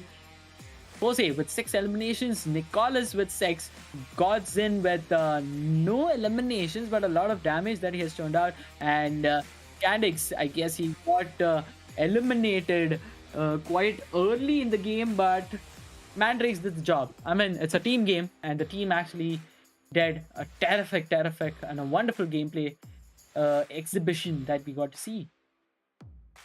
They were able to exhibit the right amount of damage. Eventually, the throwables were absolutely on point. Everything that came from the corner of Mandrake Esports was so on point that eventually the result is very good for Mandrake Esports. I believe in the last few cycles, I was thinking that Mandrake Esports won't be able to cut the deal. Reason was pretty much simple, that they were on the lower edges. They were not having the zone advantage. But finally, when they were able to do that, kind of reciprocation between Flamingo Esports and Loop Esports, they didn't hinder that particular fight. But after that, they were able to give that third party when Loop Esports was pretty much damaged. Fox on the other corner, which was beyond the shack, was able to confront with a nade. But that nade was not fruitful because it was not pointing the right direction. Meanwhile, if we talk about the result, we are going to move on with that. We'll be talking about the teams to watch to be precise. First of all, it's going to be Mandrake's Esports, because they were the one team which was able to get the winner chicken dinner.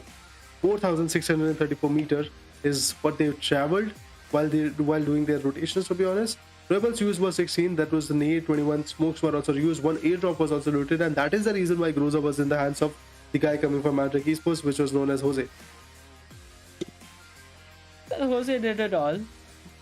He was the guy out there doing the job for Mandrakes, and he deserves to be the MVP. 6 eliminations, 1,031 damage. Turbos used will be 29. I mean, I've seen an entire team use less than that. And this individual alone has used about 29. That's terrific. Looking at the kind of gameplay that we got to see from Mandrakes, I guess the third party is what was into the equations more than head-on and fight. Looks from the looks of the elimination was damage, 12 eliminations and 1755 damage. Followed by them, Loops will be leading that elimination chart with 8 eliminations on their name with 1536 damage. And then we have Flamingo. Quite a terrific job that they did. Was not able to collect as many finishes as the other teams could. But the damage dealt, the damage given, 2404. That's a lot. But heading towards the match ranking, Mandrakes Esports, a winner chicken dinner, with a total points of 22. Broken into 2 segments of placements and eliminations being 10 and 12 respectively. Followed by them, we have Loops with 13 points and Flamingo with 13 points. Now, when that total is tallying equal for 2 teams, then it's the chicken dinner, and then we have the placement points itself actually playing the game. Over here, it's actually the eliminations. Then we have Zebra Masters and Brazilian Killers following by. That will be the top 5. The fire rate of these guys are absolutely amazing. Mandrake's Esports, after bagging out this particular winner chicken dinner, 17th position. Okay, I guess the 14th position that they're actually going to get the overall ranking. In the overall ranking, to be precise, it's going to be good enough. But let's talk about the match summary as well, because that will tell us that which are the 5 positions where these guys were actually holding. Dark Jose is actually going to bag out the 3 titles: the highest eliminator one, the highest damage one, and the highest assist. Meanwhile, it's Black Dragon's Rike who has got the highest healing done. And if we talk about the highest knockouts, it is coming from Dark Jose's Nicholas. I believe from Mandrake's Esports, it was Nicholas which was able to get that particular knockouts. 6 to be precise. That's amazing, man. This is the match summary, guys. Now we will be moving on to the overall ranking, I believe. Okay, before that, we've got the match stats. 59 total eliminations, 8,454 is the total healing, 72 knockouts coming up in the lobby, 26 rescues. Wow, that's amazing. A lot of revivals to be precise.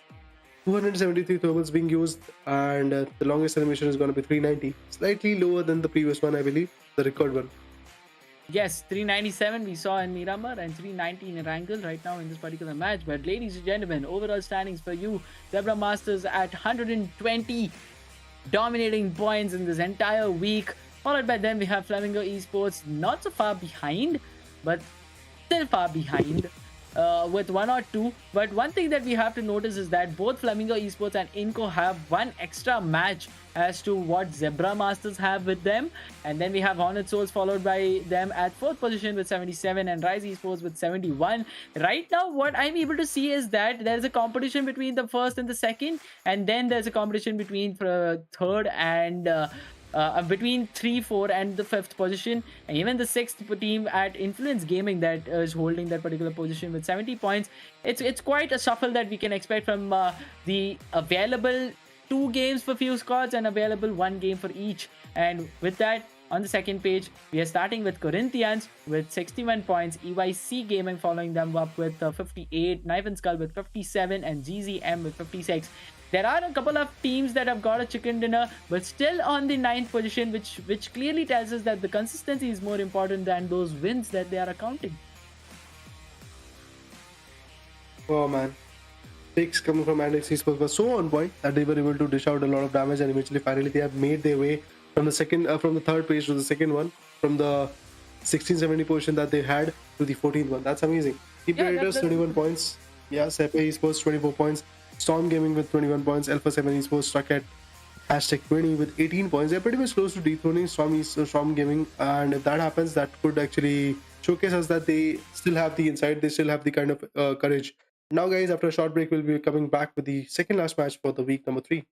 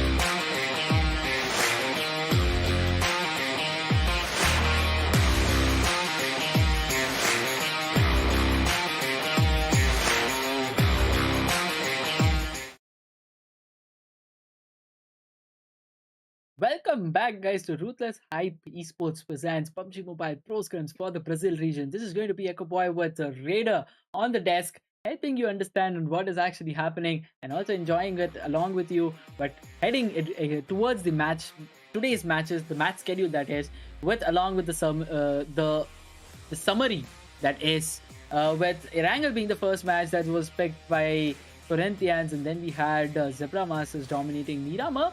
While the second ERANGEL is going to be pocketed by MANDRAKES. What is going to be in action for Miramar? For few squads here, this is going to be the final match, and for few squads is the second final match that we're going to see, second last match that we can see. But what do you have in your mind, Raider? Are we actually going to see Flamingo dethroning Zebra Masters, or Zebra Masters is going to win this week in a very swift and an easy way? Just one more match for Zebra Masters. See, first 3 matches already played by Zebra Masters. They have maintained their legacy, in which they're trying to push themselves on the top of the leaderboard. They're trying to maintain at that particular firm location, but no, Flamingo Esports is also trying to dethrone them. 104 points, I believe, is what Flamingo Esports had in the previous leaderboard. So definitely, if you ask me, and I am going to answer your question, the answer is, yeah, I think it is possible for Flamingo Esports. Possibility is there, but if Zebra Masters to be precise, is going to be consistent, then things can change quite drastically. But if we talk about the flight path, we've got Lacrobria, 2 last figures. That's a beautiful flight path indeed coming in. Zebra Master is there, Inco is there. Where is Flamingo? Are they present in the lobby? That is the big question from my corner. Yes, they should be, and they are. Look at the bottom right. We have Fox, Gigante, Choico, and GC God playing this particular match for and representing Flamingo.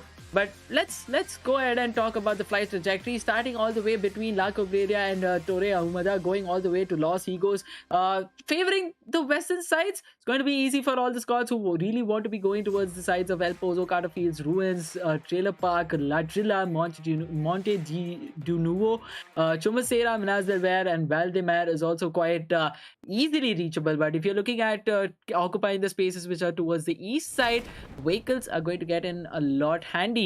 But what I want to see is the fight that is going to happen between Smoke and Inco. Well, let's look into it at this point. Let's see what kind of fight is actually going to be there. Inko is actually going to jump in at the same vicinity. I don't think so the enemy is there. Seems like that they have actually chosen a different path. Or is that so? Are they playing this one? That's another question that I actually Oh have. yeah. That could be the question. That could be the case. Yeah, because Zebra Master on the other corner. Let's talk about the fight for now. I believe Zebra Master is actually going to pop one out from Loops Esports. That's amazing. Already starting it off. And I believe the possibilities that we were talking about, seems like that Zebra Master is keen on actually neglecting that. But Loops Esports reverts back with their attack. This is San Martin region. Oh, one of the beautiful takedown. That's Zebra Master's Rafa, who has been taken down for now. The rest remaining 3 members, let's see what they can bring to the table. We have got Ayala. Duru on the other corner finds one. Confirms it. Solotop is out of equation. Amazing, bro. On the other corner, let's see what happens for now. Witten is trying to figure out the angle. Neil Zada actually finds one. Loops is definitely trying the level best to survive, but Chief also gets connected, and this is the last one signing. SK shots going in. Trying to connect them. Mini 14. Oh, a beautiful knockout indeed. Now the last shot. Vector versus Mini 14. Definitely the damage will come in. What? Oh, wow, man. SMG versus DMR. And it's SMG who is going to lose. What more can you ask? Oh, the Ninja Swords comes in. Totally dominate in this fight for Loop Esports. 3 amazing eliminations. 1v2 is something we actually witnessed, and it was the Mini 14 that went against a shotgun and then against SMG. Ladies and gentlemen, we have a new meta. Mini 14, the DMR, the beast in the close range that I will want to call it from now. But an amazing gameplay that came up from the Loop Esports end, and that is all the action, ladies and gentlemen, that we are going to get from Zebra Masters. They are done and dusted for week number 1 with 122 points. Now, Flamingo can actually dethrone them because they have 2 more matches. That is this one and the one that comes after this. My God. Yeah, indeed. I mean, currently their performance was so on point that eventually we are just in awe. But next upcoming stages, they can actually change quite rapidly. Let's see what will happen in that particular situation as well. Team Predators definitely trying to rotate, definitely trying to figure out from which angle the rotations will be and what kind of implications these guys are actually going to bring is the bigger question. Well, when it happens, we'll definitely be talking about it. But for now, Knife and Skull, a roller coaster of a week for them.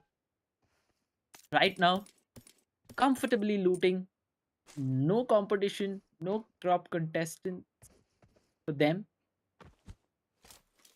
They're going to be out in the open on the roads, not worrying too much about any shots that might be on them. A good amount of loot they are going to gather for themselves, and then we are definitely going to see some action from their side. I mean, as their team name suggests, they will definitely want to put a knife or at least the bullets in the skull. But Inco Gaming, good start, a fumble, but now they are looking forward to regain what they have lost. But on the other side, we definitely saw the eliminations happening. So as Ratabu comes in action, and with that grenade, he eliminates one of the players of Team Predators. That was on part, man. Animations getting followed up with the retaliation. Honored Soul also looking confident after having one amazing fact. That's good, but there is nobody to contest them for now. Team Predators players are actually there on the back end. Oh, the shots are coming in. That was a beautiful hit shot. Completely going to suppress the urge of attack coming from Team Predators. But Nino, this is the guy with those mini 14s. Trying to change the angle, or maybe should I say, trying to safeguard his buggy. because if the Buggy's back tire is going to get busted, it's useless. It's not redeemable at that point. Apart from that, Zebra Masters, after getting a in so early stages, it's Flamingo, an open invitation for Flamingo Esports to actually bag out because they have got 2 more matches, including this one, to be honest. So yeah, in these 2 matches, Flamingo can easily turn down all the favors that this particular team had. Inco still has that opportunity, to be honest. If Inco bags out one chicken dinner, a huge one, to be honest, they can easily bag out the second position. But seems like that is going to be highly difficult for them to actually do that. But Inco on the other corner, let's see what they can repeat, what kind of repetitions these guys are actually going to bring. Flamengo is looting the Minas Gerais region, which is actually a great region where a lot of output can be taken. Mar, another beautiful region where the fights might actually have come upon. There is only one team that's going to be the Brazilian killer.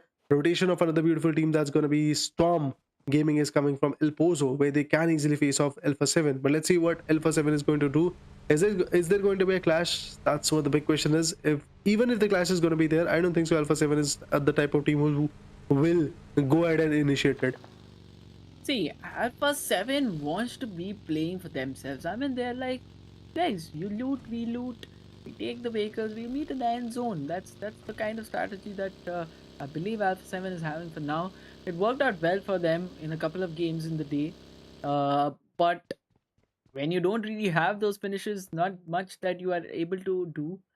Right now, they are at the bottommost possible position. But well, they managed to showcase something, and I'm happy with that, and I'm sure they're going to be helping or managing themselves to outperform in the week 2. But for now, GZM Hugo definitely lighting up that finish feed. Rice Noons is on his knees. Knockout is there, but Rise Esports wants to regroup and eventually come up with a revival so that they can fight back with GZM and teams like that. GZM is outside the play zone. I mean, 1 or 2 members of that particular team is pretty much outside the play zone. That could be Bro 77 because he's riding. He's actually trying to find that angle from which he can just rely on and eventually survive a bit more, so that the team will be able to just, let's say, get that particular kind of, let's say, point. Apart from that, Rise Esports fake. He's also holding the broken wall. Lucas trying to be in the zone. Lucas in as the guy which we were talking about. He's pretty much outside the play zone, and that is the reason why Brazilian Killers is also being outside the play zone, because the circle is there and these guys are yet to rotate to a safer haven in the zone. Minivan is there in the hand, and not a good vehicle, to be honest. This is a vehicle that you can actually rotate with on the roads, but if you actually go with this minivan on areas like, let's say, hills and stuff, this minivan won't be fruitful. But see, minivan, although is the slowest vehicle out there, but it is also having the most health. It takes almost 58 bullets of 7.62. Uh, must bring into that notice, because if you are able to carry that vehicle to the end zones, it's basically a rock that you're carrying the entire game. But talking about the zone shifts in itself. A centric shift is what we're able to see. Flamingo quite comfortable. In front of them, they have Black Dragons. But looks like Sci-Fi wants to engage in a battle, and the battle is against Alpha 7. A 2-1-1 split. Good angles being covered, but what are they going to bring for the team against is something that I will definitely want to be witnessing. A knock definitely came in. There's a trade that has happened with the Sci-Fi Lennon going on his knees, but the revival is going to be on an immediate note. There's few utilities getting exchanged. One throwing smoke, the other throwing a nade. Will that nade connect? Will they do the damage that's required? But from the other side, we have Storm joining, and Sci-Fi looks in a great trouble now. But can you see Sci-Fi Esports obscure? This guy is pretty much pinned in a shack. Storm on the other corner is actually trying to figure out and eventually get all the third parties that is possible. Look at that rampage of the vehicles coming in this particular area. Alpha 7 definitely was close enough. But now Alpha 7's, I guess, this guy particularly Urso is just trying his level best to just randomly put down shots on that particular shack so that he might actually get some eliminations if there is any. SCCP on the other corner finds the last man standing of Loop Ayala. Was that the last man standing? Okay, the second last one to be precise. So yeah, Loop Esports is barely surviving. Another spray comes in. Storm Gaming's Pereira gets confirmed in the same shack where they wanted to bury the Sci-Fi's member. didn't really work out for them, did it? But Storm Gaming knows on what they are doing. They already have 3 finishes for themselves. Pereira gets out of this equation. It's just 3-man standing right now. A nade was definitely tossed from Elzin's side. Now comes a Molotov, but before which, Lazin gets it done and dusted for Sci-Fi. Sci-Fi out of this game, but the battle that was happening between Alpha 7 and Sci-Fi might now be converted to an Alpha 7 versus Storm Gaming. The shots are on point right now, but not much of a damage that was being able to turn out on that particular player, but the damage was mostly on the vehicle itself. Alpha 7's one of the players is actually holding over here. He wants to take a few players out, but no, that wouldn't be possible because there were vehicles coming from the left and the right, and well, boom. Alpha 7 loses another player there. Big losses. They're falling like a domino. And let's see what happens for now. Ellison waiting in the right vicinity. Pereira, who gets finished off in the earlier stages, was able to secure 1 finish, but Ellison, 4 amazing finishes from that individual. That's amazing. Noob Esports Chief, the last man standing, gets spotted, getting a lot of damage. The mollies are actually going to get cooked up so that nobody pushes forward onto him. No, that's not going to cut the deal. Seems like that one good guy. He's burning alive, but he's still going to actually find a knockout. The finish will come in. Inco Gaming at critical loss. He's going to finish him off as well. A 1v2. Another hit coming in. Oh, that's a molly. That's a molly. That's a molly. He's going to safeguard himself. He's going to heal himself. A 1v3 incoming or what? Loop Chief way too high on the aggression. Another nade is going to be there. So that could impact to be honest. So definitely looking forward to see what kind of impact that nade is going to bring to the table. Flash damage was there. Significant enough. Waits for the right opportunity. Shots from the back end is also going to be there. It's a 1v2 situation. Squash gets squished. Wanted to fall back. Wanted to heal. Another nade comes in the close quarter. Goes in for the 1v1. Does it. Finally, it's Becker who is going to wipe out Inco Gaming. Inco Gaming was the uncrowned king of Picardo. But finally, they are out of equation. An amazing gameplay that came from their side, is it? Because well, he was able to execute that 1v2, and you see, he actually knew on when the nade's key was pulled and thrown at him. He knew he had those 6 critical seconds, and he utilized it for his favor. First, he came out to just give few random shots, then went to the cover. He knew he had few more seconds, came out again, gave few random shots, knew that the player is not going to come out and try to attack him. He went all the way towards the stair, gave the damage that was required, but if at all there was another player with the chief, probably there could have been something excellent coming out. But for now, it is what it is going to be, and for now, it is going to be Team EYC against Corinthians. It's going to be a proper 4v4 battle, and I'm going to be looking forward to how this turns out to be. Both of them are inside the zone, and the battle is going to be on the hills. Who's going to be the king of this hill? Let's see who it is. EYC versus SCP, the team which was able to bag out the first chicken dinner for the day. But remember, that was not a huge one. 14 pointer to be precise, but the nade goes in from Salient's corner. Oh, the splash damage is going to be there, but from the other corner, it's Honored Soul who's ripping apart Inco's Becker. That means Inco's last man standing is there.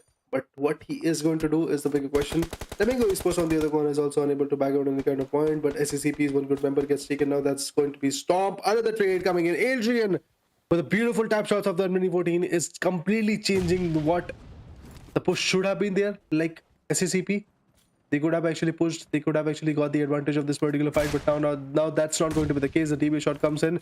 Was so in panic that eventually, while even jumping, he was able to dish out a DBS shot to be precise, not even going to favor anybody at this point. Oh, a nade so on point will be able to finish him. Stomp gets stomped with the nade.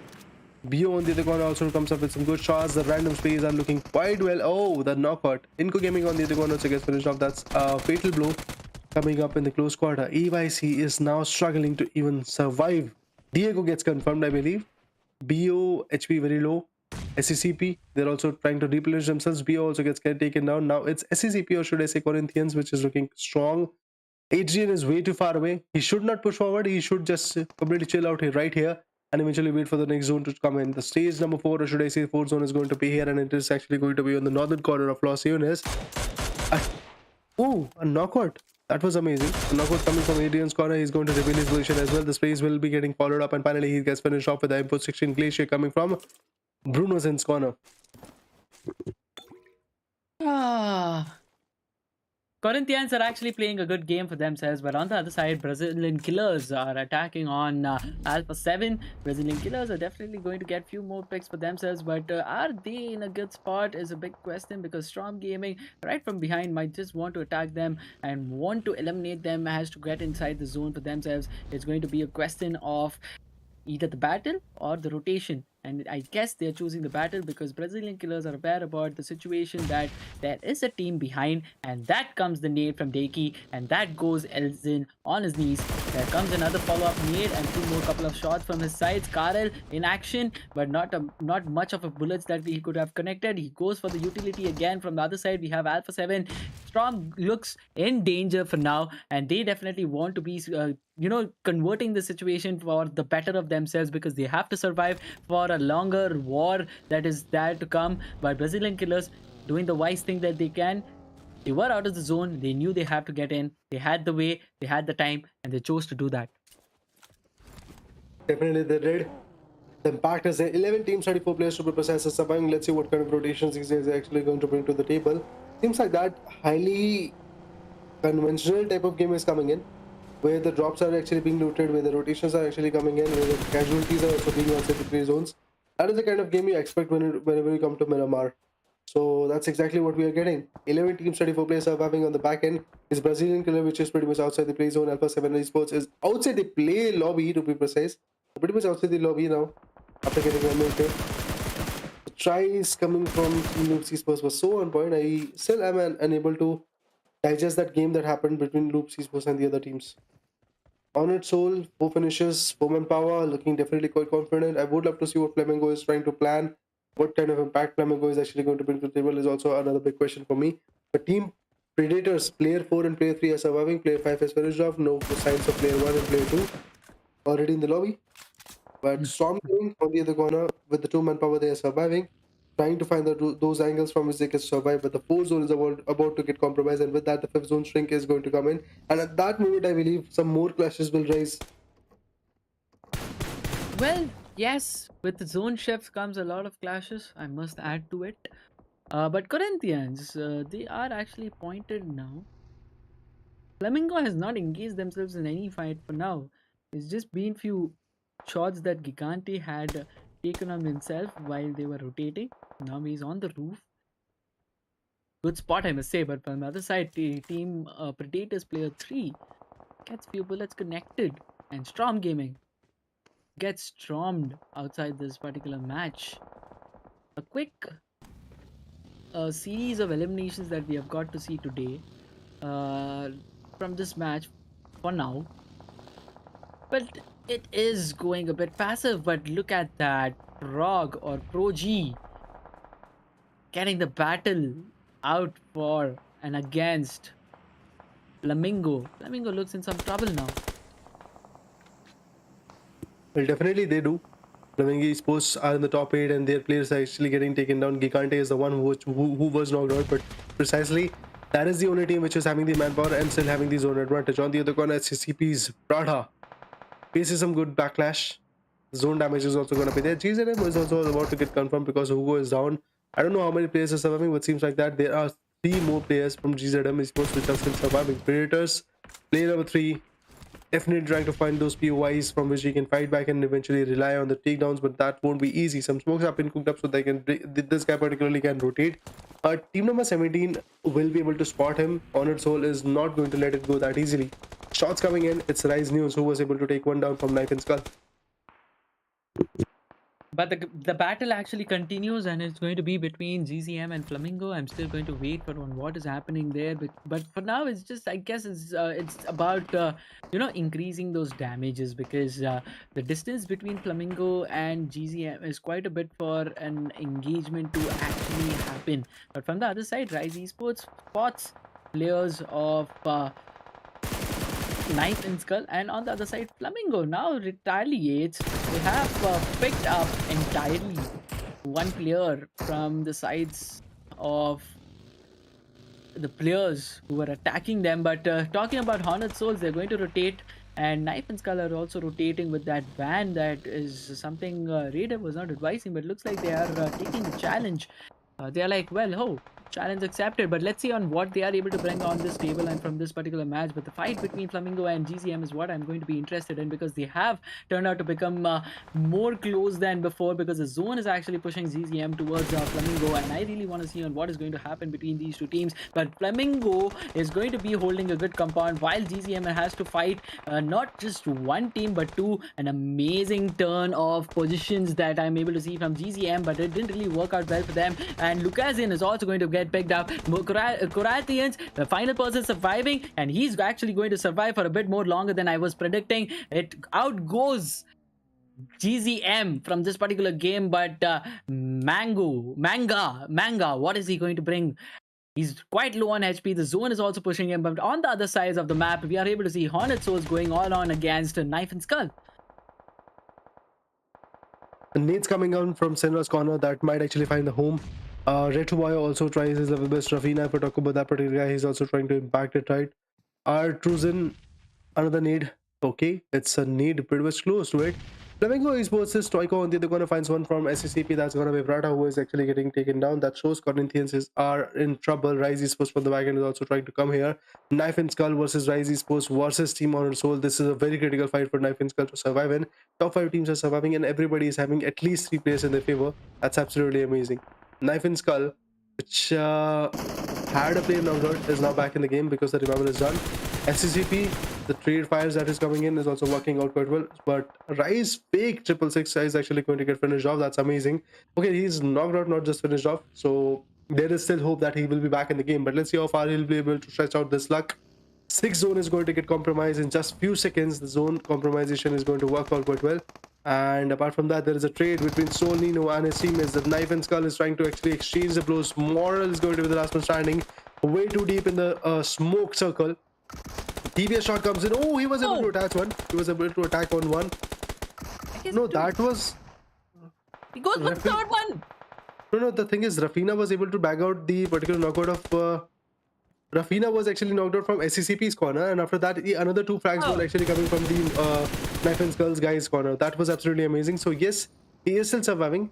I'm not even actually surprised, to be honest, by those DBS clashes, because what I saw in the previous one, that was something which is still blowing me out.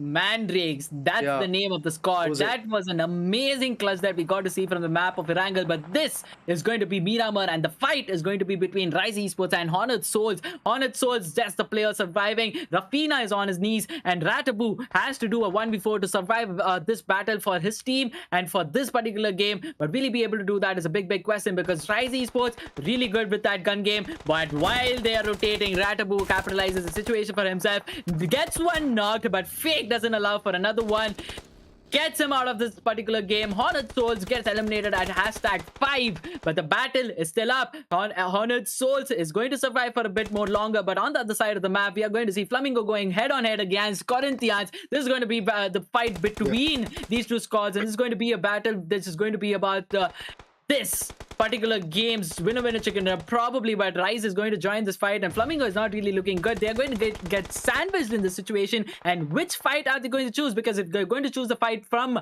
and attack the sides of Rise, then probably Corinthians is going to get an advantage and eliminate Flamingo, and if they're going to choose the other side, then Rise Esports probably might be doing the same thing, and this is not really looking good for Flamingo Esports right now. See, the Flamingo Esports is unable to secure any kind of finishes point as well at this point. So definitely they have to go for some points. And they are at the top 4. That means at the least they are actually going to get 4 points if they get eliminated right here, right now. So that may actually bump their position a bit. That won't be actually enough to completely take the fight in their favor. Meanwhile, if we talk about Bruno's in, he's still waiting. Shots might actually come in. Rise Esports Nunes is actually waiting for the right moment. Gary X is there. Fake 666 is actually going to be there. Nunes, as we talk about this guy particularly, is also waiting so that he can know where the shacks are, where the small shrubs are, where people can hide. But even the Corinthians are not daring to actually just completely push on. Manga Rosa still waits for the right moment. I believe that right moment is something I believe everybody is just waiting for. Meanwhile, guys, make sure to like the stream, subscribe to the channel as well. We are pretty close to 250 likes. Can we do it? That's the big question, guys. Go for it and fulfill the dreams that we are having for now. Rise Esports, Gary X Nunes, and the other guy that is going to be fake are still surviving in the top ridges, and that ridge advantage is something which is going to make a fruitful out of this, but fruitful outcome of this particular match. So I really pray that the best one is going to win, but seems like that the advantage is pretty much in the hands of Rise Esports, because there is nobody who's going to actually see where they are rotating, what kind of rotations they are actually going to cut, because they're at the slightly higher advantage, slightly higher area, so that height advantage is definitely going to be quite fruitful. Meanwhile, if I talk about the clash, it seems quite lovely. The retaliation was so on point. They're going to rotate. I'm talking about Corinthians. They're going to rotate to another vicinity, and with that, airdrop is also rotated by Bruno Zen. The guy coming from Knife and Skull, Mortal is going to find one. He's going to take one down. Can he finish him off? No, not at all. And that's an opening that he was able to create. Now, Rise Esports or the other team, Flamingo Esports, can actually get the advantage out of it. Well, Flamingo is going to choose the battle against Rise now, because Corinthians have moved away from the place where they were, allowing some space for Flamingo to move around and battle this out against Rise, and they have already begun with that. Fake is on his knees. It's going to be a 2v4, but this fight, if Flamingo doesn't play its cards right, probably they'll have a few more knocks on them, or probably they have some damage that they are getting churned out from the sides of Rise, but comes a nade, and Fox goes on the knees. Flamingo getting attacked from two sides of the map, from the two teams that is there, but Manga is also going against Rise. Rise is not looking good right now, because now they are in the sandwich position. They are moving ahead, but that is not looking good, because Gary gets picked up from behind. It's just one man from Rise, and Rise is going to go off this particular game, with Noon surviving with a really low HP, not committing too much. Corinthians is looking good. The Molotov does the action. Now it's going to be between Flamingo and from the sides of Corinthians. It's a 1v3 situation. No, it's a 2v3 situation. Flamingo is capitalizing the situation, and now we have 2v1 that is going to go on between Corinthians and Flamingo. Toiko wants to heal himself up. He's going ahead. Well, he gets spotted. He gets taken down. M4 the gun is going to be chosen from the sides of SCCP. It's a 1v1 situation. It's a revival that is going to give no GC. God has to create this for his team all by himself. It's a 1v1. M4 versus M4. Who is going to clutch the situation? It is going to be Corinthians. Ladies and gentlemen, we have Flamingo out of this equation, and this match is going to be for Corinthians, and it is something which I will have to say that is extraordinary, shocking, sensational, astonishing, expendable, unbelievable, exciting, remarkable, spectacular, breathtaking, thriller, flabbergasting, marvelous, and stunning match for Team Corinthians. Anything left? No, not really. All right. Oh man, definitely an insightful match coming in. Definitely a lovely match coming in from this particular team, which is known as Corinthians. I mean, we were talking about them like the first match was not that fruitful, and they were unable to get those many eliminations that was required and stuff like that. They have compensated those things in this particular match. 15 eliminations, 25 points out of a game. That is one of the highest point that a team gets in a particular match after dominating. So this is the team which is going to bag out that perspective. But let's talk about their particular clearer stances. Manga Rosa was the one which was able to get the 7 eliminations. 977 is the right amount of damage. He was able to dish out. When it comes to survival time of this team, it was 26 minutes 58 seconds. The other guys like Bruno Zen, they survived a little bit more, but they had 4 eliminations. Bruno Zen precisely had 4 eliminations, and 788 of a 788 is the right amount of damage that this guy was able to dish out. So definitely I love the way the courageous performance coming from SCCP came in. SCCP or Corinthians, whatever you want to call out. The clan tag, the fight, the retaliation was so on point. Be it the team known as Knife and Skull, or the team Rise Esports, or eventually the team known as Flamingo Esports, everybody gets countered from the corner. Flamingo Esports, it was a 1v1 coming from the corner, but they failed to do so in the last few fights. Things changed quite drastically for Flamingo as well. But Flamingo Esports, I believe, after having 3 frags, if I'm not wrong, 3 or 2 frags, what they had in the particular battle, is going to give them the advantages of 8 points, I believe. So 110 points, that might be the score that they're going to lurk on. Remember, Team Zebra Masa had 120 points, so just 10 more points to grasp. But let's talk about the team to watch. It is going to be Team Corinthians, which is going to be on top at this moment. 9,342 is the right amount of meter that they traveled. If we talk about the throwables being used, altogether 23 throwables, out of which 10 were the nades, 13 was the smokes, and 1 airdrop was also looted, and that helped Corinthians bag out the Groza, the same Groza which helped the previous one Which was the team which was able to back out the Erangel map in their favor? Today the Mandrakes. previous match, Mandrakes. Yes. Mandrakes. Mandrakes also had the Groza. They got the chicken dinner. Now this team also had the Groza. They also got the chicken dinner. Seems like that Groza is the one gun everybody should go for. Well, M4 was actually the 1v1 situation that we got to see. But well, see, Groza is the gun which is known for its close range. I guess that's the beast untamed. As the beast, if you tame, then the map is all yours, and that is something which we got to see. But SCCP, not only the winner chicken dinner, but MVP also goes to Manga Rosa. 7 eliminations, ladies and gentlemen, with the 977 damage, 9 throwables used, and 4 assists. Not only that he has got to be the MVP, but he was also quite of a support for his team. SCCP with 15 points from the elimination and 23-28 damage. 8 eliminations coming from the sides of Hornet Swords with 25-86 damage. I want to see what Flamingo has got from this game. It's going to be 6 points of position and 3 points of the eliminations. That's about 9, and 1 or 2 what they had in total before, adding to which they have about 9 more points and 1 entire game to go. I'm excited. Well, the ups and downs are actually going to be there, no doubt in that. ZebraMaster was able to bag out 2 finishes. That shows now in the overall standing, I believe they will be standing at 122. And the other team, which is known as Flamingo, will be standing somewhere around with 111 points. So they still have to actually go a little bit longer for 11 more points, as you said. Corinthians 25 points, Honored Soul with 11 as well. Rise Esports with 10 points, Flamingo Esports with 9, Knife and Skull with 7, Loop Esports with 6 points, Storm Gaming with 5 points either. Sci-Fi Esports had 3. Same goes for Team Predators along with GZM Esports as well. Zebra Masters was able to bag out 2 points. Meanwhile, Brazilian Killers and Black Dragons also did the same. Inco Gaming, EYC Gaming, just 1 point. Alpha 7 Esports. Being consistent is the goal that they wanted, but at the wrong place. That's going to be the match standings. But the match summary, we are going to look at SCCP Manga Rosa dominating the match and the summary as well. Highest eliminations with 7 eliminations on his name, 977 damage that he was able to churn out. Assists of 4, and also the highest knocks that he's got. An overall player, I must say, indeed. And looking at Parata, he has got the highest healing done. I mean, SCCP has just single-handedly dominated the match summary as well as the game itself. Kudos to them. Nice. Good job, guys. Massas area, 58 eliminations were there. Total healing was 7,570, I believe. And if I talk about the total knockouts, that's 67. 187 throwables were used, 4 airdrops were looted, 5 headshots were appointed, 23 rescues as well.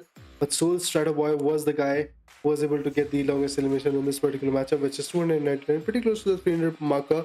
But yes, definitely did the job of having those eliminations. Now coming back to the statistics, I believe we are going to see the overall standings pretty soon, which will showcase us where the players are standing. And yes, the overall standings are here. ZebraMaster stuck at 122.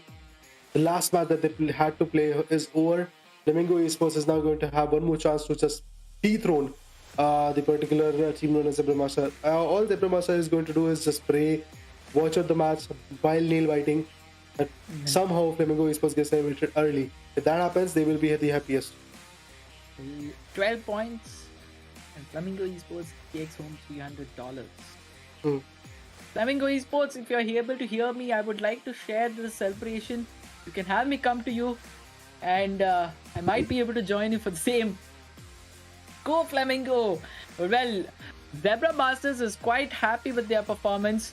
3 chicken dinners for them and 122 points. Hornet Souls not so far behind with 88 points. Corinthians, a huge jump in the points table, bringing down Inco furthermore to #5. Corinthians with 86, not so far behind. Inco with 85, Rise Esports with 81, and Influence CHEMIN following them. But on the second page, we have XTEAM, who has climbed the ladder on the second page, and they're going to have 65 points. Knife and Skull 64, GZM with 59, EYC with 59, Black Dragons with 55, Mandrakes An amazing gameplay that came from ERANGEL.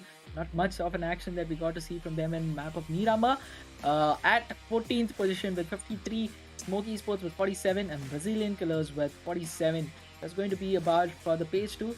Looking forward to the page 3. In the page 3, we have got Team Predator stuck at 34 points. With the 17th position, they favor Cypher Esports with 27 points. Strong Gaming 26 points. Alpha 7 still looking way too far away from even the 19th position. This is what they've got. Now the owner rankings are over right now. I believe things will change quite drastically in the last match, because now that is the match I'm actually anticipating quite a bit. So definitely looking forward to see what happened in that particular matchup, because the thing is that last match can change a lot of things. The first position can change, the second one can change, the third one can change. Rapid change of the transition is actually going to be there. But right now we are going to take a short break, and after that we'll be back with the 5th match for the day, the final one of this week 3.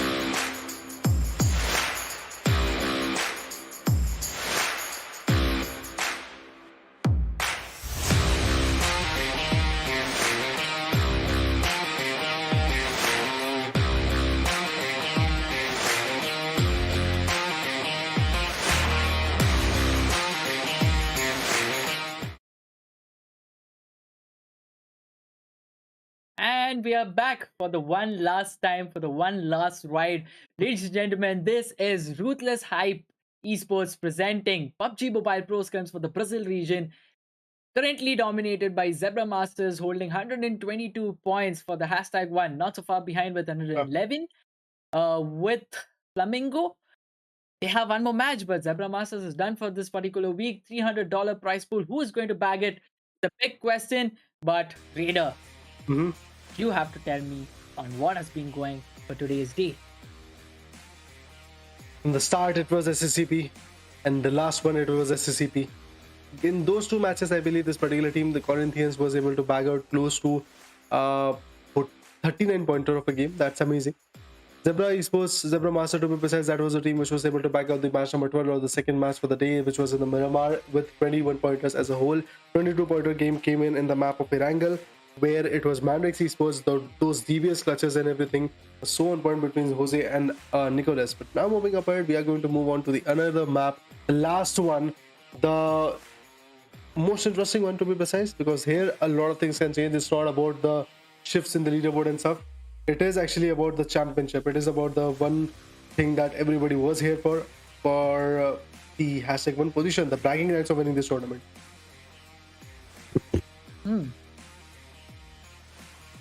$300. I mean, that is what is actually, I'm able to see only that right now. I really want to see who's going to get it. I mean, it's just down to two teams. One is not even playing this map of ERANGEL. Let's see what Flamingo is going to bring on the table. But because this is the last game, it's more or less decided on where you would be ending. I mean, for the teams who are on the second and the third page, they just have to play the best game that they could in this particular match that has begun. I'm going to be Echo Boy with me, Raider, joining you for the one last ride in this particular week. The map of ERANGEL, the flight trajectory has been made between Gatka and Quarry, going all the way to Novorepnoy. Quite southern centric of a flight path. I really want a zone that ends at Stabler for the players to rotate to the maximum. Okay, I'm going to make a prediction. Alpha 7 may be going, if they're playing this one, that is. No, they are not. They are not. They're not. Okay. So I'm going to reserve that prediction for the next time. But for now, the players are getting their jump for the last time in this week. Ladies and gentlemen, Ruthless Hype Esports presents PUBG Mobile Pro Scrims for the Brazil region. Week number 1. Game number 15, if I'm not wrong. Yeah, that's the number.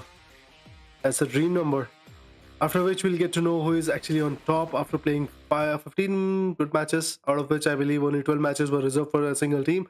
Seems like that a shot was there. Oh, now the batters could come in. Oh, they're not actually even letting them pass through the gate. The guy who is knocked out. The gas can is going to go and get burst, I believe. Yeah. Finish is there. The Predators have started gaining some frags, but eventually the smoke is also getting... Smokey is supposed to be precise, gets the first of a frag in the lobby, but GZM on the other corner goes on aggressive, but fails to survive. It is the vehicle kill coming from team Knife in Skull. Trash was the one who trashed out a team. What? On the other corner, another beautiful lockout is here. That was amazing. I don't know what was happening to that guy particularly, but he gets fisted because the enemy who was able to secure that finish was not even having a single gun or even a pistol. So that's what he had to do. The Fairy Beer fight is here. In just 2 minutes and 23 seconds, the first play zone is going to shrink in. But before that, seems like that a whole team can go down. And that is going to be the team of Team Predators. Team Predators wanted to contest this location against a smoke not being able to do the job that they wanted to. Team Predators normally go for Severny. But this time they chose a new location and it's not really working good for them. It's just all down to one player in the name of player 3. He is cooking a nade, a preventive nade, but on the other side, GZM is also getting picked. The teams that were normally to be going to the Severny region and fight against each other chooses to go for some other one, and they are getting punished.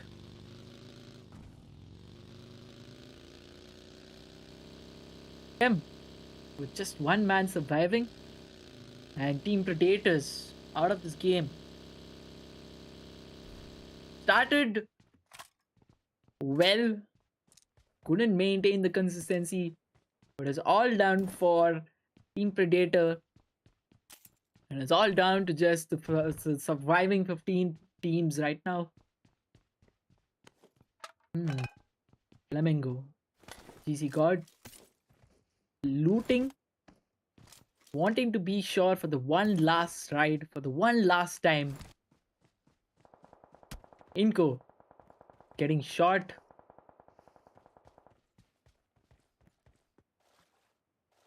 They're in the waters right now, trying to cool themselves up before the battle, before the storm. Talking about which? Storm Gaming. The silence before the storm, I believe. No? Yes. All right.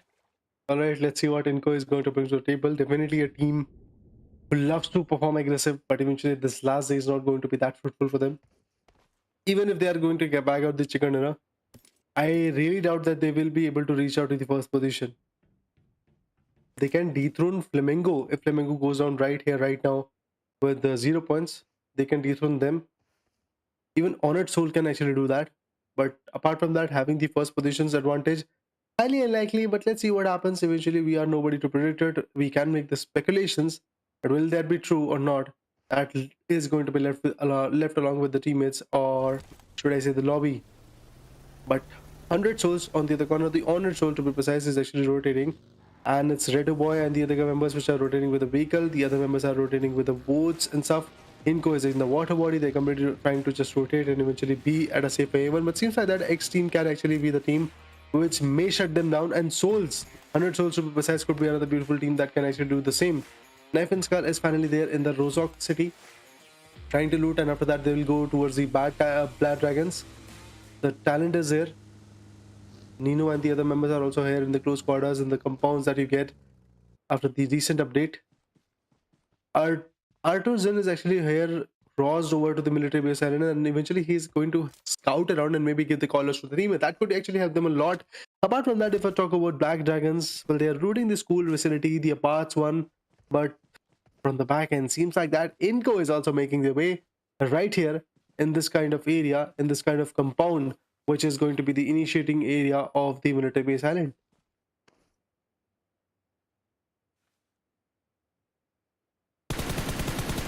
had a better, zone, but well, it is going to be what it is. Haunted Souls going all against Inco. Inco made a smart move by rotating quite early in the game, but Haunted Souls were present over here to welcome them. One man is down right now. Becker can get the revival if so possible. Artisan reveals his position by throwing a nade on himself.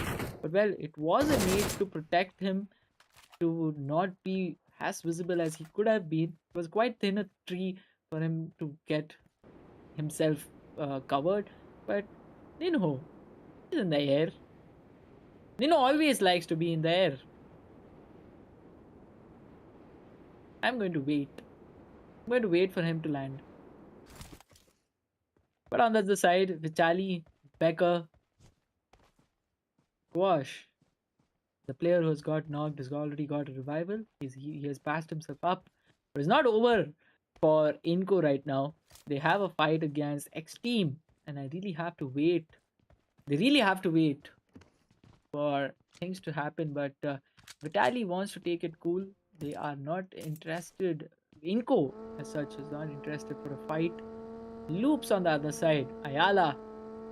Amazing 1v3 that we got to see from him. Made his team survive.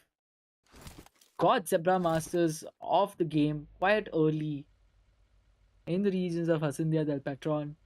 But here we are with Loops getting another match to prove themselves. Dudu, Mythic, Chief, and Ayala. These names are definitely going to be written bold and bright in their regions. A really remarkable performance that we got to see from their side. Zone quite towards the southern eastern side. Lot of water areas still in the play. Inco looking good. Flamingo might as well have to fight against Sci-Fi in order to cross the bridge. And if they do manage to eliminate Sci-Fi, that's 4 points for them. But then again, there are challenges that's going to be there on the bridge as well. But on the other side, we have Influence coming, fighting against Smoke. One finish for them. They're looking good for now. No damage. See, the thing is, right now the first play zone is going to get compromised. Everybody's just waiting for that circle to just shrink in, because the circle could actually come in the northern island or the island where the Pochinki is. Do you think it's going to happen? Like, let's bet on it. I mean, what I think is not going to be the consideration. I have seen that happening. Right. I'm just trying to actually talk about the possibilities that will happen, that may actually come in. But right now, it could actually go for Milta. Happens, actually. Yeah, it could actually go for Milta. Let's see. If that happens, I mean, Flamingo is really happy, but no. Similar to the third one, man. Yeah. Are we going to expect? PUBG gods are being lazy, man. It's repeating the circles. Yeah, actually, I must actually agree with you in total, because I've been watching today's games, and the zones have been quite familiar as compared to what has already been there. But now we have Rakaboo flying all the way up and to inside the play zone. Storm on the other side.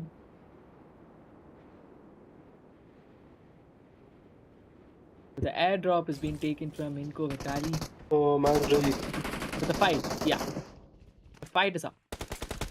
Nicholas gets pinned up by a Molly, it seems like that, and there is already 4 finishes coming from this team. Nicholas gets confirmed as well. That's a big loss for MANDRAKES Esports. Remember guys, this was the match where MANDRAKES Esports was able to back out 22-pointer, but there we go, the trade is coming in. Puna gets finished off. Puna gets knocked out, I believe. Finish could come in soon. 5 eliminations from this team. They're trying to trade fire. They're trying to actually get the angles right. But the sprays are here. Still trying to figure out from which angle they should actually take the fight. But MANDRAKES, one more member is actually going to get taken down. Meanwhile, Matthews actually comes up with a shot. He's trying to figure out the angle, and yes, he does. It's MANDRAKES Esports at the elimination. 8 amazing elimination coming from Smoke's corner. They're trying to smoke their way out of the lobby. Well, they are playing the game of their life, I believe. But on that side, Brazilian killers are also coming for some fight from their sides against Black Dragons. Both the teams quite amazing performance, I must say. in the initial days of the, I mean, in the initial matches of this day, but well, we were talking about the fight. We have the fight over here. Brazilian Killers are a bit choking in this one. Black Dragons are dominating. Quite a few HP survival that we're going to see from sides of Brazilian Killers. It is all down to one player who's at the stairs. He's trying to cook a nade. Will that nade do the damage that is required? I really doubt so. But it's all down to just one player. They have one out of the equation. It's a 1v3 situation. Comes in a molly. The damage that Threz is taking is going to be quite a lot. But he's wanted to stick with those utilities. Coming down might just not be a really good decision. His position is compromised. Oh no, not really. He was not spotted. He had the opportunity to get at least one player knocked. Couldn't capitalize. And with that, Brazilian Killers eliminated at hashtag 14. Oh man, another big team out of equation. What more can we lose? We can lose Flamingo, we can lose Souls, we can lose Inco. You want them to go? I mean, I I want do. these. I I do. want these three teams to I would be love to be the actually battling. controversial caster for the Ruthless Esports, I believe. Who loves to see Ah, teams in a banter, who loves to see teams in right, coming in a clash. Because right. I mean that's what the game is all about. See, I mean, Earlier it is. I would love to actually contradict right now. Earlier the game used to be a survival based gameplay, but right now after the new points distribution table and the way people are fighting, I would love to add on that now the meta is all about killing, all about surviving, all about just trying to take the fight, all about trying to just showcase your strength, and then only you will be able to get those sponsors and stuff like that. Anyway, yeah, the thing that you were talking about, go with it. well, no, I just wanted to say that it's not going to be controversial. I mean, we are here to tell a story. We are going to Mm. predict a lot of outcomes. We do expect things, but the outcome can be anything else as well. Might be good for few teams, might not. But for now, Knife and Skull is not looking good. They were blocked from crossing the bridge from the sides of Influence CHEMIN, and Influence CHEMIN is going to be happy. A lot of picks that they're getting from this particular game, and it's already 4. Now comes Smoke, and Influence CHEMIN is just able to see that there are a lot of finishes that they'll be able to get, but look at that little boy. I mean, he just, I guess, revealed a lot of him. Didn't really work out well, but Sandra right now surviving, but he's actually sandwiched between two teams.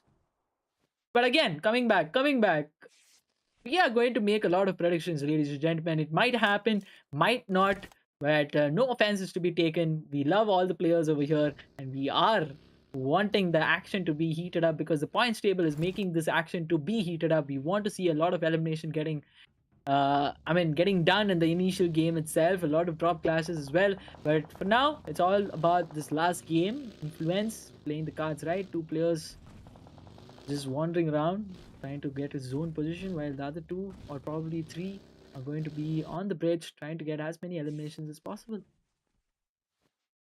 Team Smoke, after having 8 amazing finishes, now trying to repass, trying to find an angle from the military base. I believe they're going to rotate the military base bridge to be precise. That is the one bridge that I was talking about. Kuno on the other corner is going to actually get in the vehicle, maybe rotate, maybe actually find that angle. Team number 7 is already gatekeeping them. On its soul on the other corner is also surviving. Influence came in, finds a way down to the zone, but Who is that? Knife and Skull Syndra, which is there surviving? Yes, it is him. But why didn't he take a shot? I believe he's a solo man standing. That is why he wanted to just survive a bit so that the retaliation fire would not be there. But barely surviving its influence gaming. Going to another beautiful compound. If we talk about Lil Boy, his vehicle style is not looking that decent. Eventually, his rotation can be caught off guard. But Flamingo's GC God finally finds a knockout, and that is going to be the knockout of XTEAM. Renan has been taken down. That's a huge bridge to actually occupy. It is really important bridge, to be honest. Another spray comes in. It's Team Smoke. Uno, specifically, the one which is actually getting flashed down. Team Black Dragons are also trying to rotate, also trying to figure out an angle. Look at Fox, the way his rotation is coming, the way he's trying to retaliate. And remember, guys, it's the 5th play zone. He has to be back with this teammate. Flamingo is not looking good because one guy is finished off. The another one is way too low in his HP. And the knockout should be actually revived up. He should be back in the game. Black Dragons, one good guy, the Killer Zada is outside the play zone. Let's see what he can bring to the table. Meanwhile, Loops Esports managed to buy one out. That is going to be Smokes. Oh, another knockout. He's trying to rematch himself, and that's it. A 1v2 coming from Loops Chief. The Chief is here. Loops. The two big names I must actually take are going to be Chief and Ayala. When it is required, both these players outperform and surprise us with an amazing performance that comes from their end. It's always a 1v2 or a 1v3 that is to be executed, and they do it well. And they do it for themselves, and that actually works out for them. But on the side, on the other side, Flamingo is quite out in the open. Not good for them. Gigante using that smoke walls. How long are they going to survive? No vehicles with them. Getting punished from the players who are outside the zone. Troiko.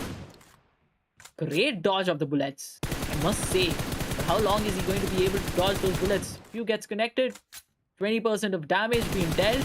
Troiko wanting to reach that smoke wall. But that smoke wall is going to be off that area in about couple of seconds. But on the other side, Flamingo has managed to come close to the bridge. Is now the game from the guns is going to be the game of utilities.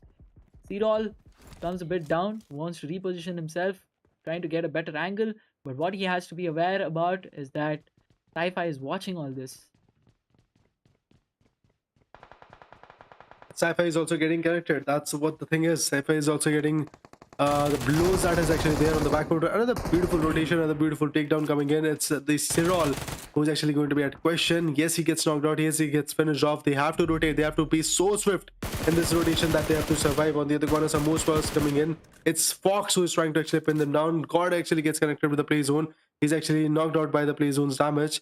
Revival is pretty much the equation. No, okay. No. He's actually going for the buggy. Buggy, No questions yeah. at this point for the revivals. Even Fox is left behind. Look at that.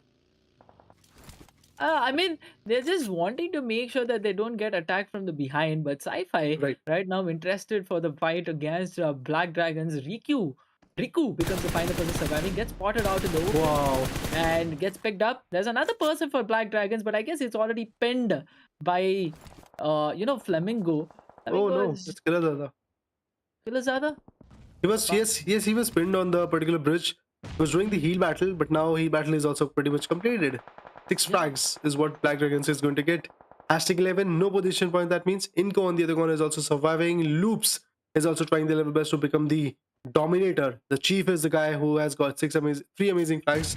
Altogether, that team is looking decent. Flamingo, yes, they are able to make their way in the zone, but there is a fight between X and SCCP, or should I say the team known as Corinthians, which was able to back out the previous one with 25-pointer Bomber. Let's see how far they will be able to go. The 6th zone will actually go towards Loops. Yeah, exactly. That is where the zone is going to go. That's amazing. It's absolutely amazing. There are 3 bunkers. I just want to see Flamingo surviving, man, at this point. I just want to see Flamingo doing something amazing. But Flamingo's Pubg gets taken down. Another one also gets taken down. Seems like that Flamingo is not going to survive till the end. Corinthians on the other corner also gets finished off. The team which was able to bag out 39-pointer in just 2 games today is now out of equation. And Toiko also gets confirmed from Inco's corner. Fuchs also gets confirmed from Inco's corner. Flamingo's last man standing. Let's see how far will he be able to go. I believe even if he goes for the heal battle situation, he may survive the next few fights. But he's spotted. Look at his position. We are able to see that he's quite near to influence CHEMIN. And how long is he going to be taking the damage of the zone and also taking the damage of the players who have already spotted him? XTEAM quite comfortable at the top of the hill. And we are going to be happy with that. But Loops gets spotted. But Rafina also gets spotted in trade. Gets a couple of shots attached on his vest.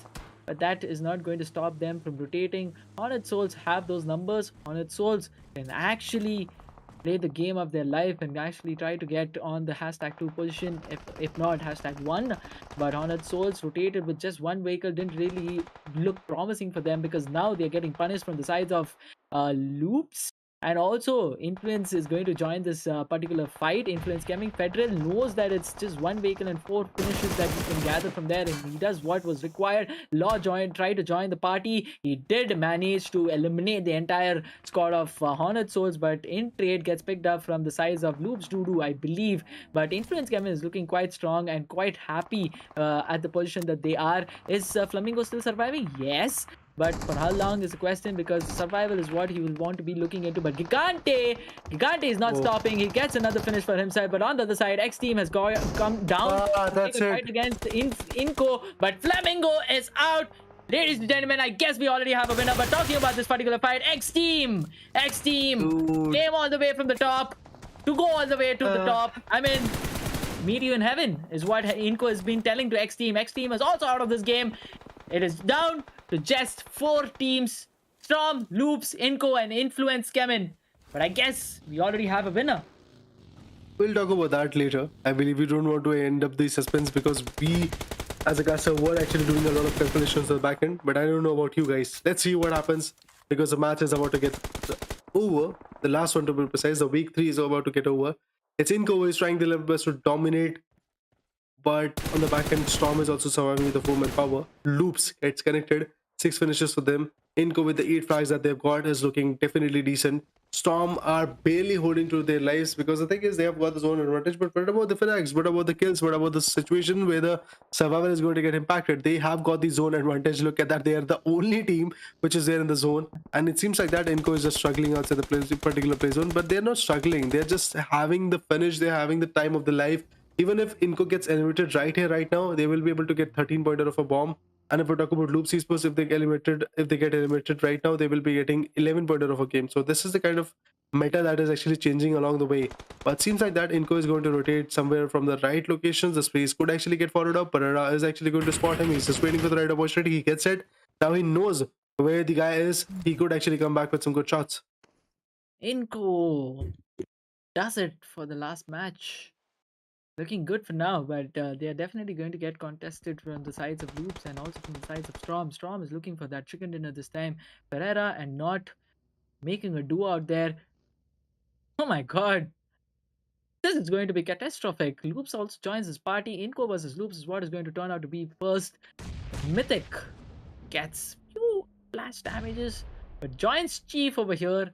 And I'm sure when Chief comes in, it's a lot of clutches that we get to see from behind. We always have Inco's players making another angle, but look at Inco. Inco is actually engaging with a couple of fights, or probably fights where all the players are part of this. But Storm Zoppy from behind picks Mythic. Doodoo quite low. Comes in a nade from Inco Squash. Picks Doodoo. Picks Mythic. Picks Chief. And Inco Squash is going to be happy.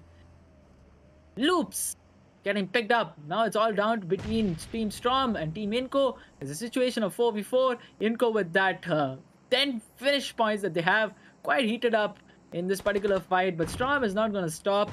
Their name suggests that they're going to Storm against Inco and probably get this chicken dinner for themselves. Oh man, the last few fights, the last few aggressions, it's a 4v4 situation at this point. Yes, exactly. If I talk about Inco Esports, they're looking quite decent. They've got the 10 frags. They're about to secure another set of 4. Can they actually do that is a bigger question. If I talk about Storm, if they bag out the Venom and Chicken, they will be getting somewhere around 16 point of a bomber. But for Inco, we were talking about the situation that they will be able to dethrone the second team. But is it possible? That's a big question, guys. If they're going to get the 14-pointer game, 24-pointer may actually help them to get the second position. And if that happens, I guess Flamingo Esports is going to get so sad. But whatever happens in the next week, they will be able to come back even harsher. But for now, the 7th zone is going to be there. One good guy from Inco Esports is already having the advantage of that particular area. And this can easily confirm a lot of things for Team Storm Gaming. Zoppy is there on the back end. Not as there, surviving Elysian is there. Pereira is actually having the UMP45. Yep. Look at the zone and look at one of the players of Inco. That's what I said. No, Inco is already having that plank. Inco is already ready for every single thing. Look, oh, there is hard cover in though. There is even the hard cover. No possibility. I don't think so. There is Storm making their way out of this game. This is a 14-pointer game. This is a 14 eliminations of a game. for Team Inco Gaming. That's my prediction as a Casa, be it a controversial one. But this is what I am going to predict because they have got the X Factor, they have got the advantage of that X Factor. One good guy from Team Storm Gaming is also going to make his way to the particular play zone. And look at that, he's receiving the taste of the glorified fights. A knockout will come in, and yes, exactly that it is. Well, Zoppy gets out of the equation, but the trade comes in. A player named Vitali gets off. But Inco is still looking strong. But here comes the TB. Edison knows what gun is to be used. Squash, quite low on HP, gets sprayed down from the other side. Inco is all down to just one player, but he has to battle at least two.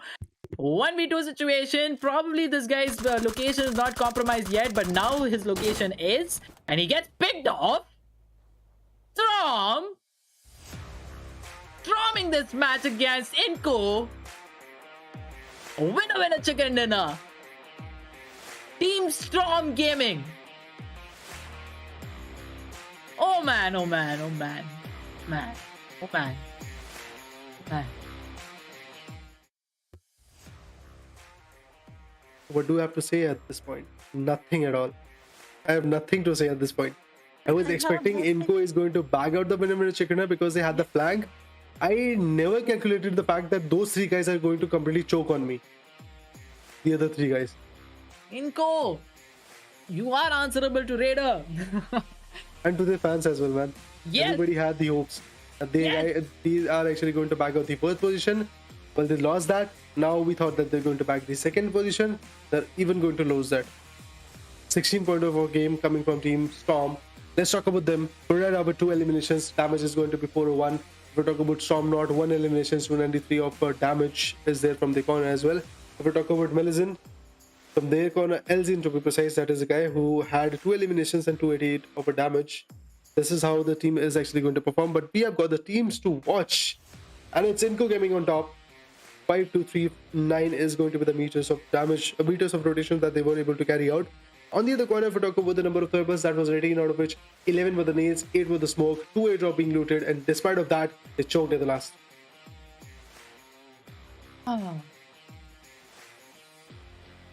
We're talking about the MVP. Though they got eliminated quite early, we have Cardoso from XTEAM. 2 eliminations, 556 damage, 7 turbos, 2 assists. Day 3 comes to an end with the final MVP standing taken from this particular match by this lad. But match ranking, Inco Gaming not getting that particular chicken dinner, but still going to be #1 because of the lovely eliminations that they have been able to bag from throughout the game. Then we see Storm Gaming for 60, also get 16 points, and then we have Influence coming with 12, Dupes with 11, Smoke with 8. Let's go all the way down to #8, where we are able to see total points. Flamingo that they're able to bag is 5. They had 111, so I guess it's 116. 6 points more to go. If that would have been there, total of 122 points could have been hit, and then eventually Zebra Masters could have been tied up. But I guess then also I believe Zebra Master is going to win. Reason being that they had 3 winner chicken dinners, so the number of chicken dinners was way too high as compared to Flamingo Esports, who had only 1. Match summary is here. We have got highest elimination. Smoke Smithius from Smoke Esports. This is the guy who had the highest amount of eliminations. On the terms of highest assists, it was Inco's Squash. When it comes to the highest selling done, it was Knife in Skulls Sendra. When it comes to the highest amount of knockouts, it was Federal from Inco. If we talk about the highest damage, it was X's Garso, the Team X, which was actually representing there. So yes, definitely this is the match summary, guys. I guess we saw the match ranking as well. Let's talk about the match stats. Well, there we go. 58 eliminations, 9,182. Total healings, 58 knockouts, 149 throwables being used, 3 airdrops being looted, 9 headshots, 15 rescues, and due to that kind of, let's say, whole southern shift, Law was the guy which was able to have the highest, or should I say longest elimination, and that too was of just 202 meters. So 397 has been the longest elimination in terms of distance in this particular week. But that being said, that's all from the final game. Heading towards the MVP ranking, it's going to be Flamingo's GC God with 17 beautiful finishes with 5577 damage and survival of 21 minutes and 40 seconds. The calculation to which is definitely a formula which I'm not aware, but well, it is GC God with leading this particular board, with Gigante not so far behind with 21 eliminations with 50-61 damage and surviving for almost 23 minutes and 13 seconds. And then we have Federal with 23 eliminations and surviving on an average for 19 minutes. Followed by which Zebra Masters Rafa. Well, Zebra Masters, how can we forget them? Then we have Hornet Souls Ratubu. This lad definitely gave a really tough competition in the lobby whenever he had the opportunity to do that. With 19 eliminations, 45-65 damage that he was able to give, and survive for an average of 20 minutes. That's going to be the top 5. There we go. Let's talk about the overall fraggers. On top of that, it's going to be Zebra Masters Neil Zada 777.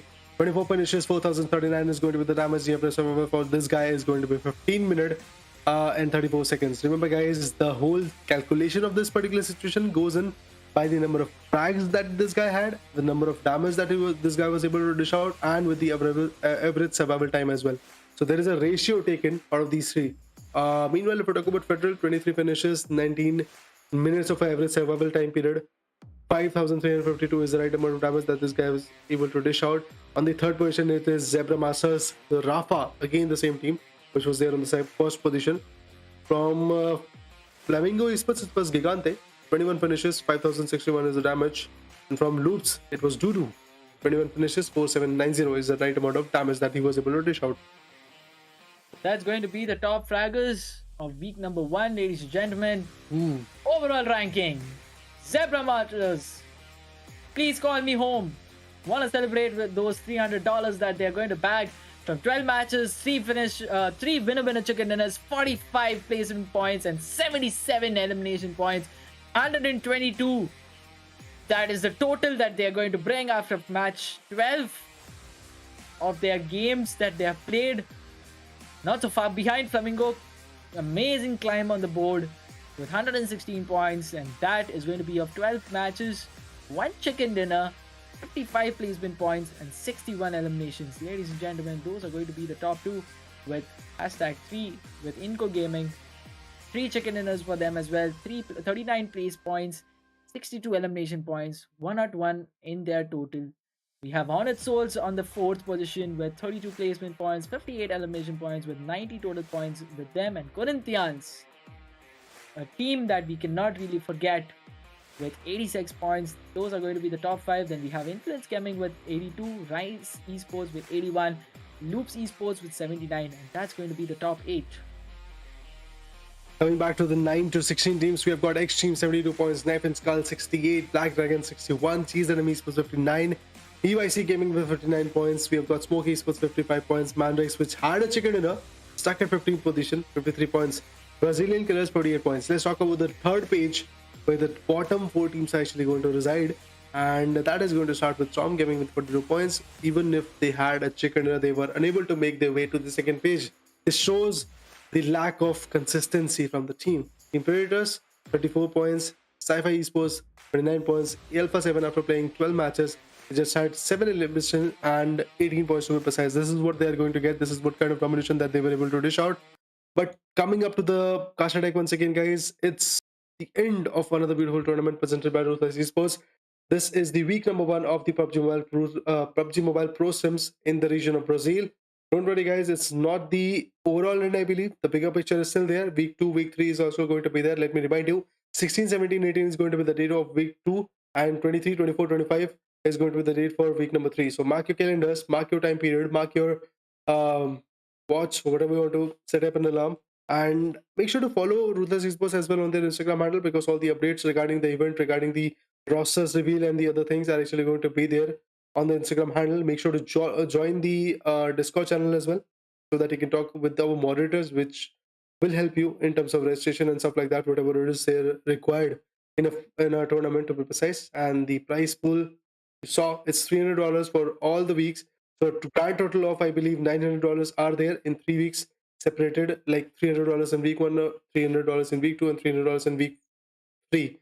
That's all from my side. Anything to add on, Echo Boy?